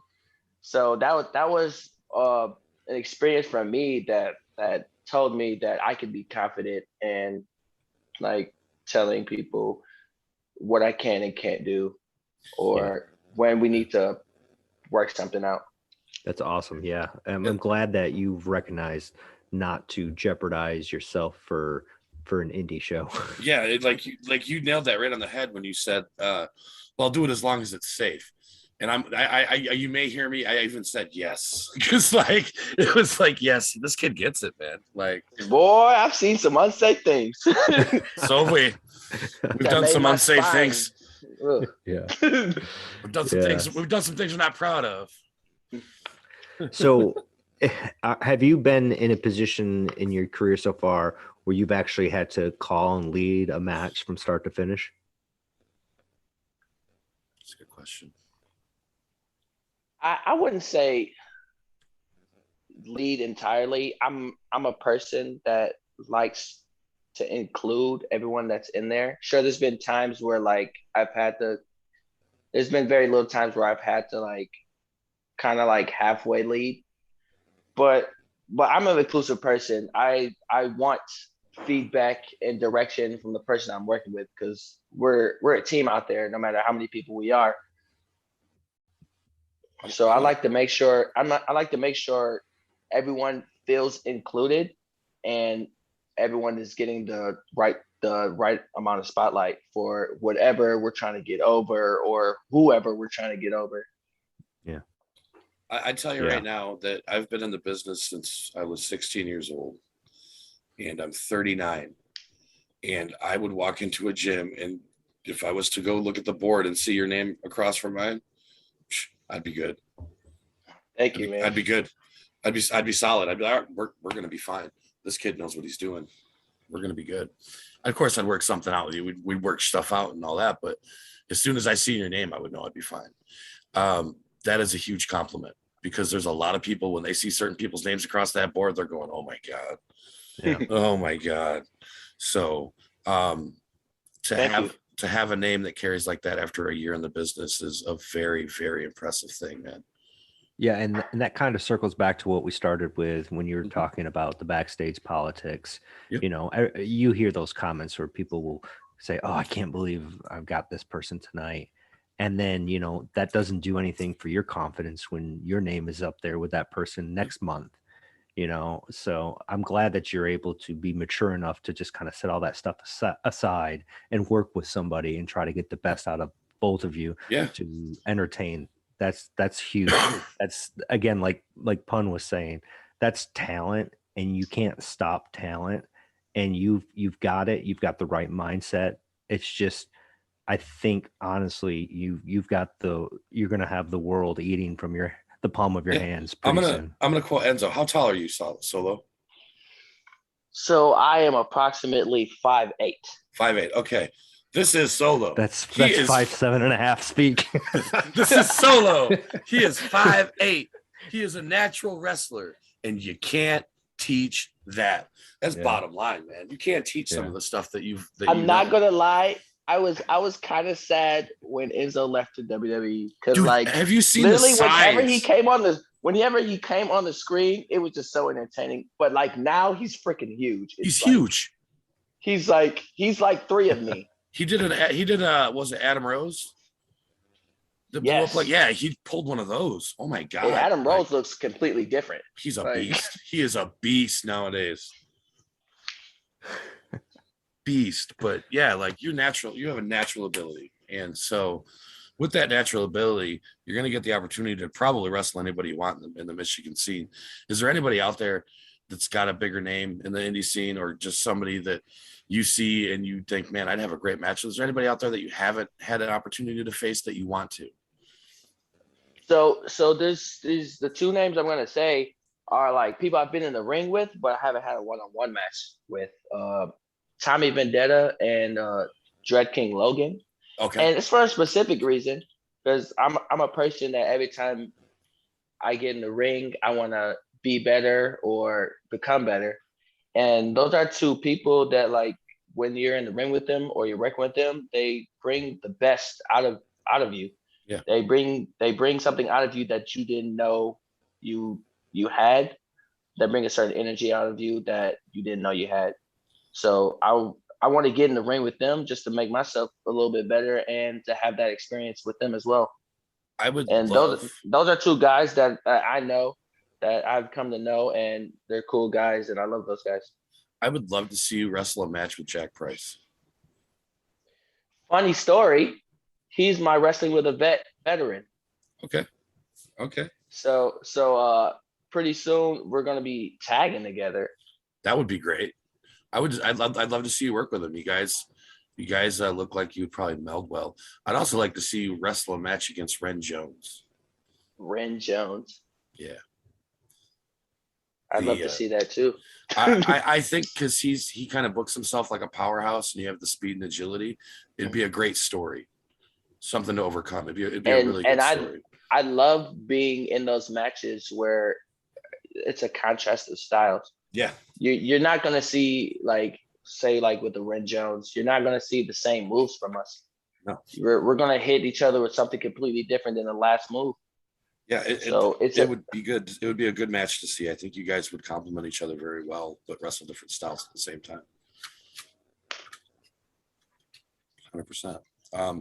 So I'm going to ask you the other fantasy booking question that I ask everybody, and everybody's heard this, and I'm sure you've heard it. If there was anybody in the wrestling business all around the world that you could get an opportunity to have one match with, who would it be? Jay Lethal. That was quick. You're a TNA fan for sure. Yes. Definitely and so watching TNA, he was definitely one of the favorite ones that I would want to see. Like if I'm turning it on, I want Jay Lethal to be on my screen. Well, not only that, but you also trained at the House of Truth. So he had one of the best runs as a heel in Ring of Honor ever with the Book of Truth. Yes. Okay. All right. So you had that on the tip of your tongue, which means you've thought about this. So do you think you're in a position right now where you could keep up with Lethal in a match? Keep up? Yeah. I don't think I could keep up. Honestly, he's one of my dream matches from a student's perspective. Like I feel like he has a lot to give knowledge-wise, and I feel like being in the ring with him, tagging or against him, like I could learn a lot just going through that whole experience. I think that Jay Lethal is the type of guy in ring. With my developmental TNA stint, I got to work with him a lot. I can tell you right now that your natural ability would be a draw to him, and he would use that. He would use your natural abilities to elevate you. He's that kind of wrestler. He gets in the ring. He knows he can tell what you're good at just by watching you work, and he can elevate you based on your natural ability. He's one of them guys that can mesh with anybody, and he can go toe to toe with anybody. He'll work at your level. So you could keep up because he would make sure of it. Jay Lethal's the type of guy like you. When at the beginning of this podcast, you said, I'm the type of guy where if I eat, everybody eats. Well, he's the same.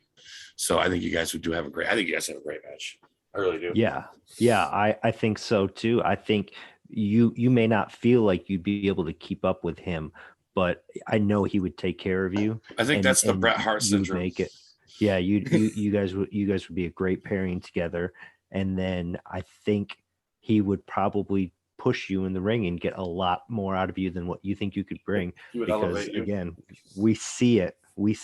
You are almost there. Yeah. And he's only Thank you, man. Thank you. So Jay Lethal's on my goal list. Hey, before I'm done wrestling, I I want to be in the ring with Jay Lethal. Well, all I'm going to tell you right now is remember that a year after you got into the business, you did the Wrestling Bytes podcast. So when you go get famous, we're going to bring you back to do the Wrestling Bytes podcast. Yeah, no, keep it up. You will wrestle Jay Lethal. I can see that happening. You will get there. Oh yeah, easily. Just never lose that hunger you got, kid. I'm telling you right now, that hunger is going to get you a long ways. Thank you. Is there any bookings you have coming up that you'd like to plug? Is there anything you got going on in the next few weeks that you want to let people know where they can catch you? So this Sunday I will be at IPW once again. I believe it's at the same location, the Grand Rapids. What else do I have? I have on March 5th, I have Mr. Chainsaw Pro Wrestling over in Kalkaska. Okay. Is the IPW one in Grand Rapids or Battle Creek? I believe it's Grand Rapids. I may be misspeaking. Okay. But, if it's this Sunday, it's he's got Battle Creek down. So yeah, that's what I had too. It's in Battle Creek then. Hey, we just helped you out, man. You were gonna go to Grand Rapids. I was about to be in the wrong town. Well, if that's the case, I'll just go to Vander Cider Mill and I'll have a couple drinks and wait for you to show up so I can laugh. They do have great cider. I'm not gonna lie. They do. They gave me like this ginger cider. Oh, it was so good. So Saturday the 5th, you're gonna be at Mr. Chainsaw Pro Wrestling. Yes, I will. Awesome. I'm hoping to get up there for that show. Yeah, we've been talking about it. Yeah. Yeah. You know if you got anything else You past should. that? It's a past that. Take a look at That's my all right if handy you don't dandy know. calendar. But nothing past that for sure so far. There's still time though. Yeah, for sure. And if somebody wanted to get a hold of you, how would they do that? They could get a hold of me via Facebook. At Solomon Johnson, shoot name. They could get at me on Instagram at real_solo. Real is spelled REEL. And via Twitter at the Anime Assault. Awesome. I will make sure to post those up with the show as well. Yeah. For sure. Man, I want to thank you for your time tonight. Dude, you were very informative. Thank you guys. I had a great time. I appreciate you guys. My next question will be to you in a couple of months when you're got some more matches under your belt. You want to come fill us in on everything that's going on with you, you're more than welcome to come back. So thank you. I'll gladly have you on anytime you want to come. Let us know what's going on. You want to shoot a promo for a big match coming up? Come on, we'll give you the spot, man. Anytime you want, you got to talk, I'll give you a forum to speak. Thank you. Yeah, anytime. I appreciate you. So I think we're gonna appreciate thank you so much. What you guys are doing for our business. Hey, we're just trying to give back in any way that we can still. So it's our pleasure. We get to talk to guys like you, and that's what makes this worthwhile. Like this interview, it makes it worthwhile, in my opinion, what we do. So no, man, thank you. I love hearing from young minds that are brought up right and have a natural ability. Like you're a needle in a haystack, dude. You are a needle in a haystack, and it's great to see. So like we said, just keep it up, keep that hunger going, stay professional, and keep to your dreams, dude, and the sky's the limit for you. Thank you. I'm gonna keep on pushing as long as I can go. That is good to hear. So at this point in time, I think we're gonna cut this interview, and I thank you for your time. On behalf of myself and my co-host here, the best damn referee in the business, I say thank you guys for coming in. And do you have anything to add, Chris? Nope, that's it. Good luck and safe travels. All right. Thank you. I hope I see you guys again. Oh, you will. You will. I promise you that. I'll try to catch shows that you're at just to watch them because it's worth it. So if you haven't had a chance to see Solo, ladies and gentlemen, get out there and see him. He's worth the price of admission alone, not counting all of the other amazing wrestlers that you will see at every Michigan independent show that's going on. So get out there, get to these shows, and show your support to guys like this, because these are your future stars right here, guys. So again, on behalf of Wrestling Bytes Podcast, this is Upon the Psych alongside Chris Young. Thank you guys, and have a wonderful night. And we're clear. Dude, thank you so much, bro. You are gold. Appreciate everybody listening. Appreciate Upon the Psych for giving me the opportunity to have a voice here on Wrestling Bytes Podcast. Be sure to follow us on Facebook, follow us on TikTok, and you can link up with us on the website, thewrestlingbytes.com. So until I see you again, please keep it between the ropes. And ladies and gentlemen, you ain't got to go home. You can't stay here because I'll be closing up the shop. Have a wonderful night, guys, and thank you so much.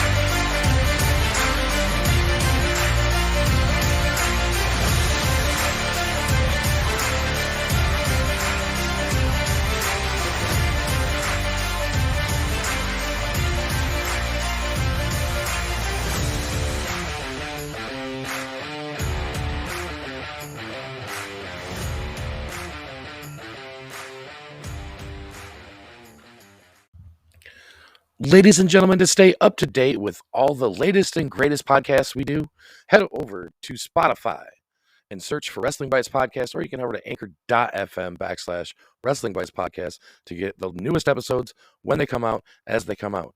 But we do thank you for going back and listening to the archives over on YouTube or back on one of those sites as well. And we thank you so much for listening at Wrestling Bytes Podcast.